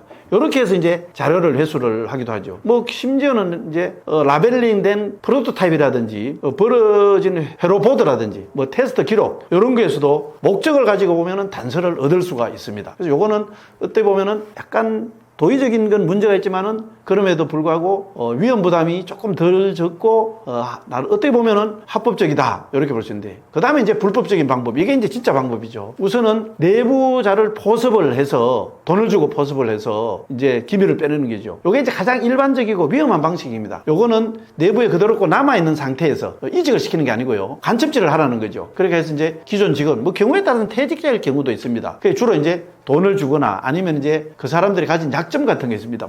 부채가 많다거나 여자 관계가 복잡하다거나 뭐 이런 것도 있고요. 아니면 이제 정치적 목적 같은 것도 있죠. 뭐 우리가 서로 뭐 동지다 뭐 이런 식으로 해서 이제 접근을 해가지고 그렇게 해서 이제 내부 시스템이라든지 서버에 들어갈 수도 있고요. 그 다음에 서로 이메일 주고받고 이러면서 핵심 자료를 빼내는 겁니다. 요거는 이제 내부자가 일단은 범죄 행위를 저지르는 거죠. 그 다음에 그 범죄 행위를 같이 했기 때문에 외부자도 범죄에 연루됐다. 그렇게 해서 불법적으로 볼 수가 있습니다. 그 다음에 이제 실질적으로 물리적으로 접근하거나 도청을 하는 거 이런 겁니다. 우선은 회의실이라든지 연구실이라든지 사무실 같은데 이제 우선은 뭐 차 한잔 마시러 간다거나 이렇게 침투를 해가지고 거기에 이제 있는 뭐 도면이라든지 회의로득이라든지 슬쩍슬쩍 USB 같은 거 이런 거를 이제 빼올 수도 있죠. 그 다음에 이제 뭐 CCTV 사각지대라든지 뭐 야간에 출입하다든지 청소업체로 위장해서 접근을 한다든지 이렇게 해서 도청기 같은 거를 숨겨둘 수도 있습니다. 그래서 사실 이제 이게 보안이 중요한 이런 데는 반드시 대조청 장치라는 게 있습니다. 그런 거를 해야 되죠. 수시로 도청이 되지 않는지 이런 게 접근하고, 사실은요 이제 이렇게 해서 도청기를 접근하는 방법도 있지만은요 회의를 하는 거 이런 데서 이제 중요한 얘기가 다뤄지잖아요. 그러면은 이 레이저 마이크로라는 게 있습니다. 이거는 우리가 이제 대개 건물에 보면 유리창이 있죠. 유리창에 보면은 이제 이게 우리가 대화를 하면 떨림이 생깁니다. 이런 거를 원격으로 전파를 찾아내면은 다 분석해낼 수가 있습니다. 그래서 인간이 만들어낸 어떤 전파, 그리고 무선은 어떻게 보면 전파가 다 날아다니죠. 그래서 사실은 기계만 있으면은 우리가 스마트폰이라든지 모든 무전기는 다 잡을 수 있다. 이렇게 보면 되고요. 유선은 이제 회로를 따면 되죠. 이런 것들이 이제 무슨 도청이라든지 이런 방법들입니다. 그 다음에 이제 오늘날 가장 많이 사용되는 게 이제 사이버 해킹입니다. 요거는 이제 이 기술만 좋으면은 중고등학생도 요즘 해킹을 하거든요. 그래서 고도에 훈련된 해커가 이메일 피싱이라든지 아예 악성 코드를 삽입한다든지 VPN 같은 데 침입을 한다든지, 랜섬웨어 같은 게 이제 대표적이죠. 랜섬웨어는 어떤 악성 코드를 심어놓고 암호를 이제 딱 걸어 넣는데, 그래 되면은 예를 들어서 어떤 기업 같은 서버가 완전히 마비가 됩니다. 그 기업이 일을 못 합니다. 그러면은 돈을 뭐 얼마를 달라든지 너희들이 갖고 있는 기술을 달라든지 그러면은 내가 이 암호를 주겠다. 이런 식으로 하는 이런 것들이 이제 많은 그런 그 해킹 기법들이 있죠. 그래서 주로 이제 이거는 대개 협력업체나 하청업체를 먼저 공격을 해야 합니다. 왜 그러냐면 이 보안을 장치를 대기업은 그래도 돈이 들여서 보안을 하는데 이런 이제 중소기업들은 보안을 하는 돈이 그만큼 들어가면은 저기 잘 안 하려고 하거든요. 그래서 우회적으로 먼저 그쪽에 들어가 가지고 그 다음에 하청업체가 대기업하고 연결돼 있겠죠. 그러면은 그런 걸 통해서 공급망 공격 방식을 사용하는 이런 것들이 많고요. 이제 이거는 국가 차원에서 정부 기관이나 아예 국가 지원 해커 집단이 개입을 해서 특히 이제 우리가 전체주의 국가를 많이 의심을 합니다. 정말 우리가 증거를 확실하게 이제 못 잡는 경우도 있지만은 합리적 의심으로 보면은 가장 우리의 합리적 의심 대상자는 북한입니다. 실제로 이제 북한에 의한 그런 해킹 사례가 많고요. 그 다음에 이제 뭐 중국이라든지 러시아라든지 이런 조금 이제 전체주의적인 국가들이 이런 직접적인 정부기관이나 국가 지원 해커 집단에 의해서 이런 이제 산업 스파이 행위를 한다. 이렇게 보시면 되겠습니다. 이게 국가 기밀 유출을 막는다. 이거는 이제 뭐 산업 기밀일 수도 있고 군사 기밀일 수도 있고 여러 가지 기밀이 있는데 그러기 위해서는 이 국가 기밀을 빼내가는 스파이 내지는 간첩을 이제 막는 게 우선이거든요. 그래서 간첩을 막기 위한 간첩법이라는 게 있는데 여기 보면 이제 기본적으로 형법 98조에 간첩죄가 있고요. 군형법 13조에 간첩조항이 있습니다. 근데 이 조항은 언제 어떻게 만들어졌느냐 하면은 1953년은 이제 6.25 전쟁 이후죠. 직후입니다. 그 9월에 이 형법을 만들면서 이 바로 간첩 조항을 만들었는데 이 조항을 따져보니까 1940년대에 일본의 전시형법이라는 게 있습니다. 그때는 일본이 이제 전쟁을 할 때이기 때문에 적국에 의해서 이 이제 국가기밀, 군사기밀이 빼나가는 것을 막기 위한 게 이제 가장 절실했죠. 그래서 이 전시형법에 보면 이렇게 되어 있습니다. 적국의 간첩행위는 처벌을 한다. 이렇게 되어 있습니다. 그리고 이제 군형법도 결국은 1962년에 제정하면서 기존의 형법에 있는 간첩죄를 그대로 이제 따를 수밖에 없었죠. 그런데 이때 이제 적국이라는 게 굉장히 중요합니다. 이 적국이라는 건 우리와 적대적인 상태에 있는 적국을 말하는 거죠. 어떻게 보면 전쟁 상태에 있는 그런 상대라고 봐야 됩니다. 그렇게 보면 기본적으로 현재 적국은 그러면 어디냐? 바로 우리하고 정전 상태에 있는 북한입니다. 그런데 사실 이제 북한도 사실 적이냐 하면은 헌법상 정신으로 볼 때는 대한민국의 영토는 한반도와 그 부속도서를 한다. 이렇기 때문에 북한은 또 엄격한 의미에서 보면은 이게 불법 정치단체입니다. 그렇지만은 일단은 우리하고 총뿌리를 맞대고 있는 그런 정전 상태인 존재이기 때문에 일단은 북한은 적국이라고 볼 수가 있습니다. 그렇게 한다고 보면은 이게 이제 이 법이라는 게 식민지 시대의 법을 답습했다는 측면이 있고요. 그 다음에 6.25 전쟁 직후이기 때문에 사실은 북한이 사실은 적이고요. 북한의 위협이 가장 컸기 때문에 이 북한의 위협을 겨냥해서 제정을 했다. 이렇게 보면 되겠습니다. 그런데 이제 사실 그 이후에 많은 변화가 생기죠. 냉전을 거쳐서 탈냉전이 오고 그 다음에 이 세계 질서가 다극화되고 사실은 이 세계의 모든 어떤 나라들이 다 우리에게 어떤 비우호적인 행위를 할 수가 있고 국가 기밀도 빼내갈 수 있는 그런 시대가 됐는데도 그 시대를 변화를 반영하지 못했던 그런 측면이 있습니다. 그러다 보니까 북한이 아닌 예를 들어서 국가 기밀이 이제 아까 얘기했던지 산업 스파이가 깨내가는 그런 산업 기밀도 있고요. 이런 국가 기밀 유출 사건이 발생하면은 이게 이제 북한하고 명확하게 연계가 돼 있으면은 이 간첩죄로 처벌을 할 수가 있습니다. 그래서 그러다 보니까 이제 지난해에 그 유명한 정보사 사건이 있었죠. 정보사 그 이제 군무원이 그 정말 중요한 군사 기밀을 빼내서 중국 동포로 추정되는 사람한테 이걸 팔아먹었습니다. 그런데 이게 이제 북한하고 연계됐다는 이런 직접적인 증거가 없기 때문에 이 이제 그 정보사 군무원을 원래는 간첩죄를 적용하려고 이렇게 하다 보니까 북한에 그게 이제 없습니다. 연계가. 찾을 수가 없습니다. 물론 궁극적으로 북한에 넘어갔을지도 모르지만 증거를 찾을 수 없어서 궁극적으로는 군사기밀보호법 요거는 이제 처벌할 수 있게 되거든요. 요걸로 기소를 할 수밖에 없었거든요. 근데 사실 이게 이제 OECD 국가 중에서 간첩 행위를 이렇게 적국으로 제한한 나라는 사실 한국밖에 없습니다. 이제 원래 이제 형법상 간첩죄 외에도 이제 군사기밀을 보호하기 위해서 개별법들이 있습니다. 우선은 군사기지 및 군사시설보호법이 있고요. 그 다음에 군사기밀보호법이 있고요. 산업기술보호법이 있고요. 방산기술보호법 뭐 이런 것들이 이제 주로 있습니다. 그런데 이러한 법들은 대개 이제 특정 범위죠. 군사기밀이란 군사기밀, 산업기밀이란 산업기밀. 이렇게 특정 범위나 그 행위에 국한돼 있고요. 그러면서도 형량이 좀 낮습니다. 간첩죄까지는 같은 경우는 사형까지도 가능한데 형량이 조금 낮다 보니까 이거를 이런 국가기밀을 실질적으로 보호하는데 이제 한계가 있다. 이런 이제 얘기가 계속돼 왔죠. 그렇게 사실 이제 한 20년 전부터 거의 이제 냉전 시대가 끝나고 탈냉전 시대가 되면서부터 이거 조금 바꿔야 된다. 간첩죄를. 우리가 어떻게 북한만을 적국이라고 할 수 있느냐. 이렇게 하다가 이제 여야 간에 계속 어떤 정쟁이 생기고 이러다 보면 뭐 논의가 됐다가 허지부지되고 됐는데 지난해에 이제 정보사 기밀 유출 사건이 일어났는데 이게 정말 국가적으로 나라를 흔들 만한 그런 기밀이 빠져나갔는데도 이거를 이제 간첩죄로 적용하지 못했다. 이렇게 해서 정치권에서 야, 이래서는 안 되겠다 해서 간첩죄를 이제 개정을 하자. 이런 논의가 됐고요. 그래서 이제 그해 11월에 간첩죄 적용 범위를 적국에서 외국으로 하면 이제 다 되죠. 외국으로 확대하는 개정안이 국회 법사위에 있는 법안심사 1소위에서 일단은 통과는 됐습니다. 그런데 이게 이제 국회 법사위를 넘어가서 이제 본회의까지 가야지 최종 법이 되는데 민주당이 법사위에서 일단 홀딩을 했습니다. 현재는. 근데 현재 이제 주장은 보면은 현재 이제 여당이라고 할 수 있는 국민의힘은 이게 이제 안보를 강화하기 위해서는 개정이 필요하다. 약간 이제 보수적인 입장이고요. 민주당은 법 적용이 그러다가 너무 남용되거나 그러다 보면 인권 침해를 할 소지가 있다. 이렇게 해서 조금 진보적인 입장에서 좀 신중한 입장이 대립되어 있는 상태다. 이렇게 보면은 되겠습니다.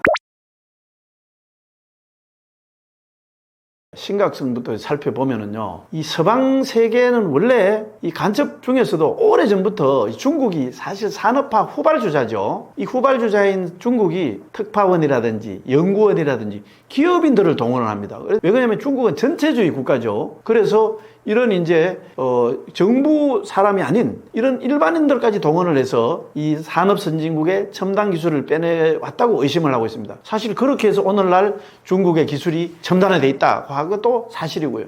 근데 이제 또 어느 정도 이제 이 산업 첨단 기술은 빼내가고 축적이 돼 있으니까 물론 이것도 하고 있지만은 최근에는 그 범위를 군사 기밀 쪽으로 확대하는 추세가 전 세계적으로 나타나고 있습니다. 이거는 뭐 사실은 이제 중국이 겨냥하는 세계 패권 국가를 하기 위해서는 군사적으로 압도적인 우위가 돼야 되기 때문에 군사 기밀을 빼내는 그런 거라고 저는 이제 보는데 우리나라 같은 경우도 이제 지난 3월 달에 이런 사건이 있었죠. 이제 수원이라든지 평택, 오산, 청주기지에 있는 이런 군사시설을 불법으로 중국인 2명이 촬영을 해다가 입건이 됐습니다.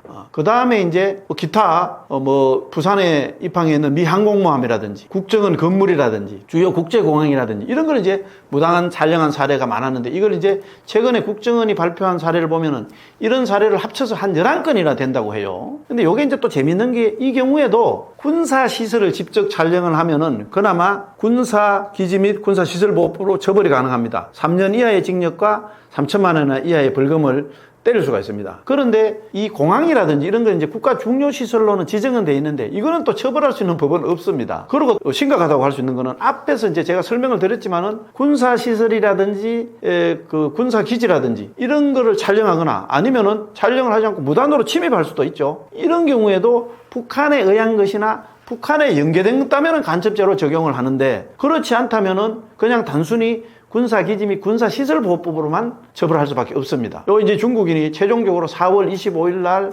구속 기소됐는데 요것도 일단은 군사기밀보호법은 적용이 됩니다. 그래서 구속을 시켰는데요. 대신에 이것도 역시 간첩죄로는 적용하지 못합니다. 북한과 연계됐다는 거나 북한에 의한 것이라는 걸 직접적으로 증명을 하지 못했기 때문에.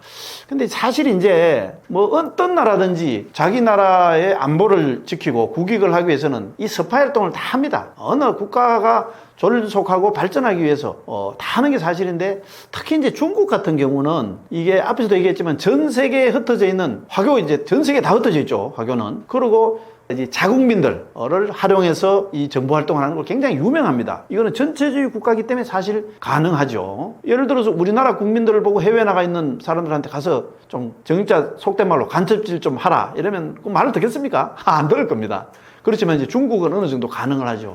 실제로 보면요. 중국에서 2017년에 국가정보법이라는 것을 만들었는데 여기에 보면은 이렇게 규정되어 있습니다. 모든 조직과 시민은 국가의 정보활동을 지원하고 돕고 협력해야 된다. 이렇게 규정이 되어 있습니다. 그 대신에 이제 중국에는 반간첩법이라고 있는데 그거는 굉장히 이제 엄격합니다. 바로 이제 국가 안보나 이익과 관련되는 문건이나 데이터 이런 거를 취급이나 주고받아도 간첩으로 처벌받고 있습니다. 그래서 제가 가까운 사람들한테 그런 얘기를 많이 하는데 중국 여행할 때 아주 주의를 해라. 자칫하면 귀에 걸면 귀에 그리고 코에 걸면 코걸이다. 뭐 무심코 사진을 찍었는데 이게 국가 안보와 관련된 이익이다. 이렇게 해서 그냥 반간첩으로 엮을 수도 있다. 뭐 이렇게 하고 농담 같습니다. 저는 당분간 중국을 안 가야 되겠다. 뭐 이런 생각까지 하고 있습니다만은 문제는 이제 이렇게 이제 중국이 앞에서 뭐 군사시설 같은 거 찍죠. 사실 이게 이제 큰 게 아닐 수가 있어요.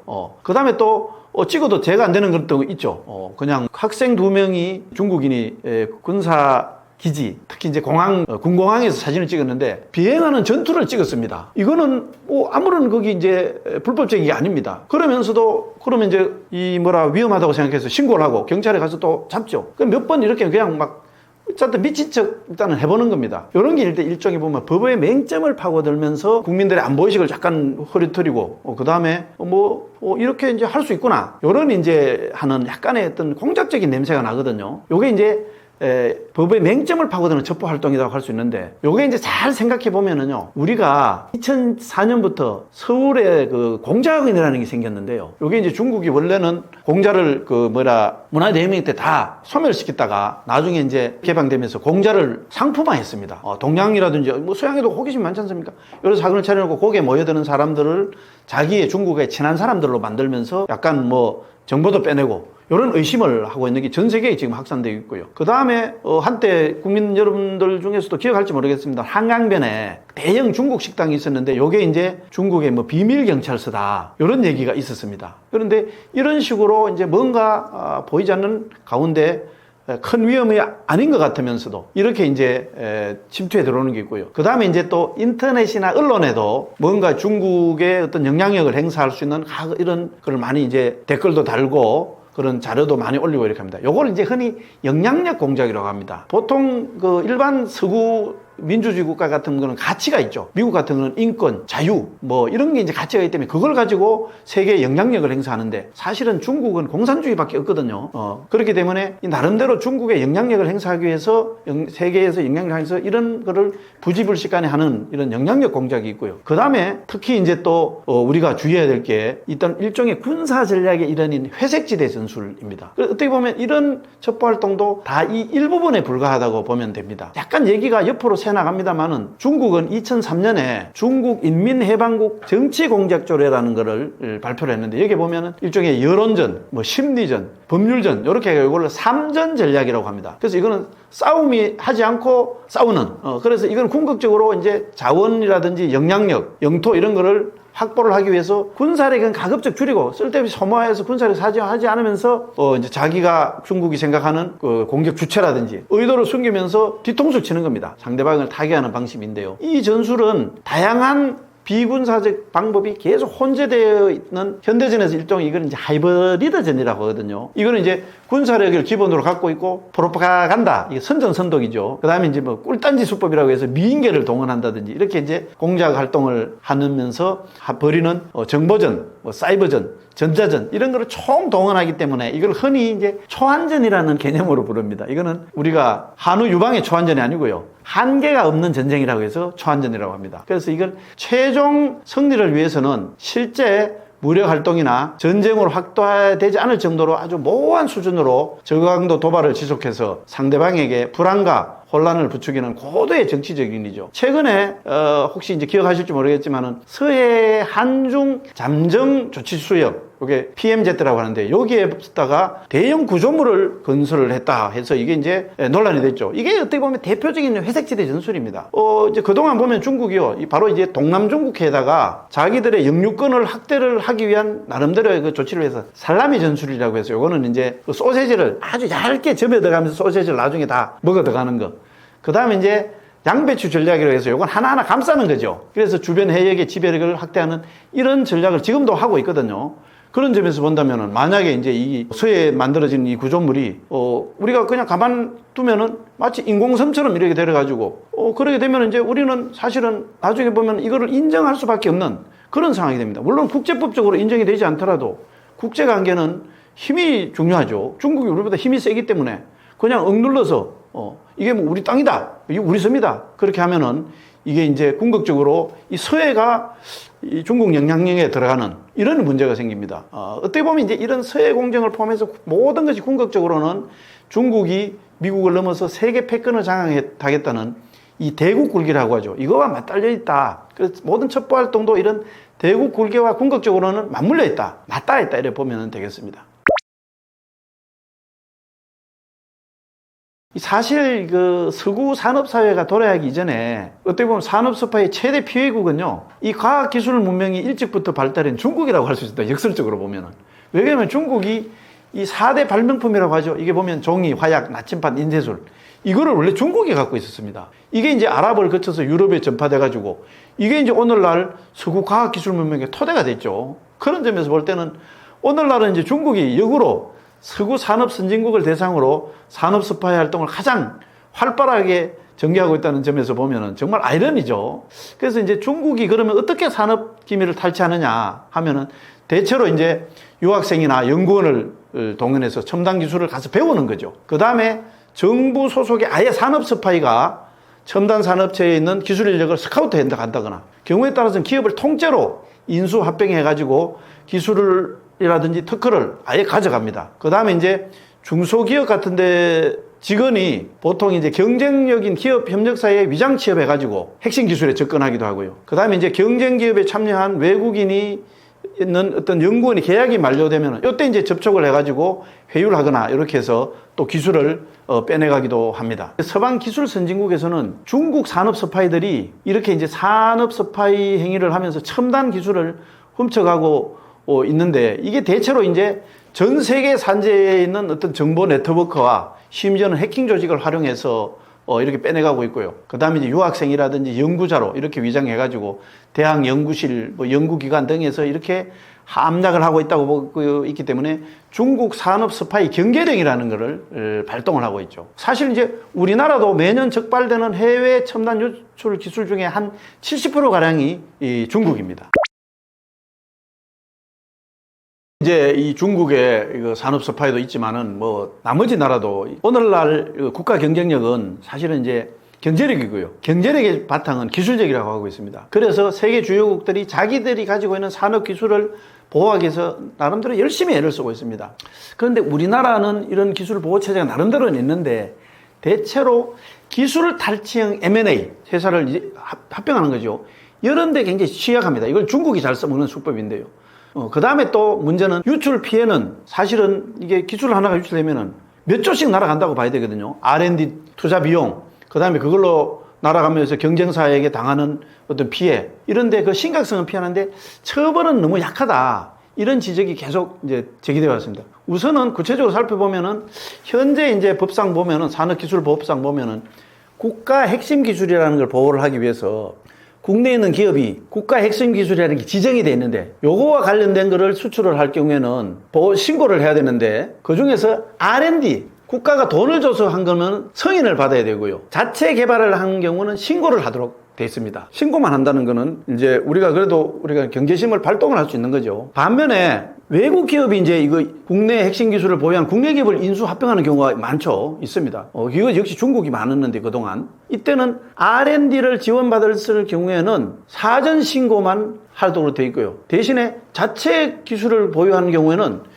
신고 의무가 아예 없습니다. 그래서 이거는 사실 이제 좀 문제가 있다 이렇게 보기 때문에 해외 인수를 합병하는 경우 이게 실제로 우리 국부가 유출되는 거죠. 그래서 이거는 사실 기술 수출이나 똑같다 이렇게 봐가지고 그 중에서 특히 국가 R&D를 지원받을 경우에는 반드시 사전 승인을 받도록 하고 만약에 설령 자기 돈 들여서 자체 개발하는 경우에도 궁극적으로 이게 국부가 나가는 거기 때문에 사전 신고를 할 수 있도록 이렇게 이제 산업기술보호법을 좀 개정할 필요가 있다. 이렇게 이제 생각을 하고 있고요. 그 밖에도 현재 이 산업기술 유출하고 핵심 기술 유출하고 해외 유출할 때는 동일한 처분 기준이 돼 있습니다. 그래서 최소한 이 해외 기술 유출은 조금 더 어떤 이상 최소 형량 이런 걸 이제 설정을 하고요. 그 다음에 이제 우리가 보면은 영업 비밀 같은 것도 해외로 유출하는 경우가 있거든요. 요거는 아직 처벌 기준이 없고 처벌이 없는데 이런 것도 좀 처벌 기준을 마련해서 강화할 필요가 있다. 이렇게 생각을 합니다. 이제 문제는 특히 앞에서도 한번 말씀드렸지만 이제 우리나라 산업기술보호와 관련된 처벌법으로는 산업기술보호법이 있고요. 방산기술보호법이 있습니다.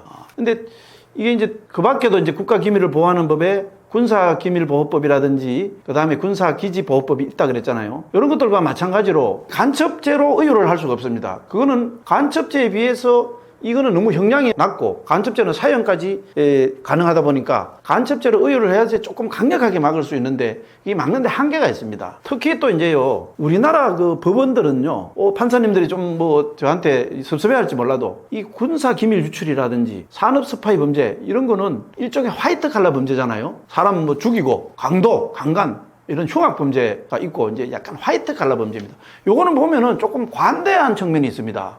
그래서 대체로 이제 대법원 판례를 보면요, 기술 유출에 따른 최대 형량은 대개 징역 5년에 벌금 한 5천만 원 정도 이렇게 돼 있는데요. 되는데 이것도 대부분 실제로 형을 때리는 거 보면요, 실형보다는 벌금형이 많습니다. 그리고 실형도 대개 이제 집행유예 실형이 아니고 그 다음에 5년이 아니고 한 2년 내외로 이렇게 이제 그치는 경우가 많습니다. 그래서 저는 이 사실은 이게 국부 유출은 굉장히 중요한 문제이기 때문에 기술에 하나 나가면은 우리나라 국부가 유출되고 기술 경쟁력이 떨어지기 때문에 정치권에서 좀 더 이 법을 좀 더 엄격하게 개정하려는 이런 노력을 기울여야 되고, 그 다음에 정부 당국에서도 조금 더 근본적으로 이걸 막을 수 있는 방안이 뭔지 고민을 하고, 법원도 조금 양형 기준을 마련해서 조금 강한 어떤 양형을 좀 때렸으면 좋겠습니다. 근데 뭐 궁극적으로는 어떻게 보면은 이걸 이제 간첩죄로 적용하는 게 제일 좋습니다. 지금 간첩죄는 북한만으로 제한을 하고 있기 때문에 이 산업 스파이 행위도 간첩죄로 적용을 하면은 그만큼 형량도 높일 수 있고 수사하기도 훨씬 더 좋습니다. 그런 점이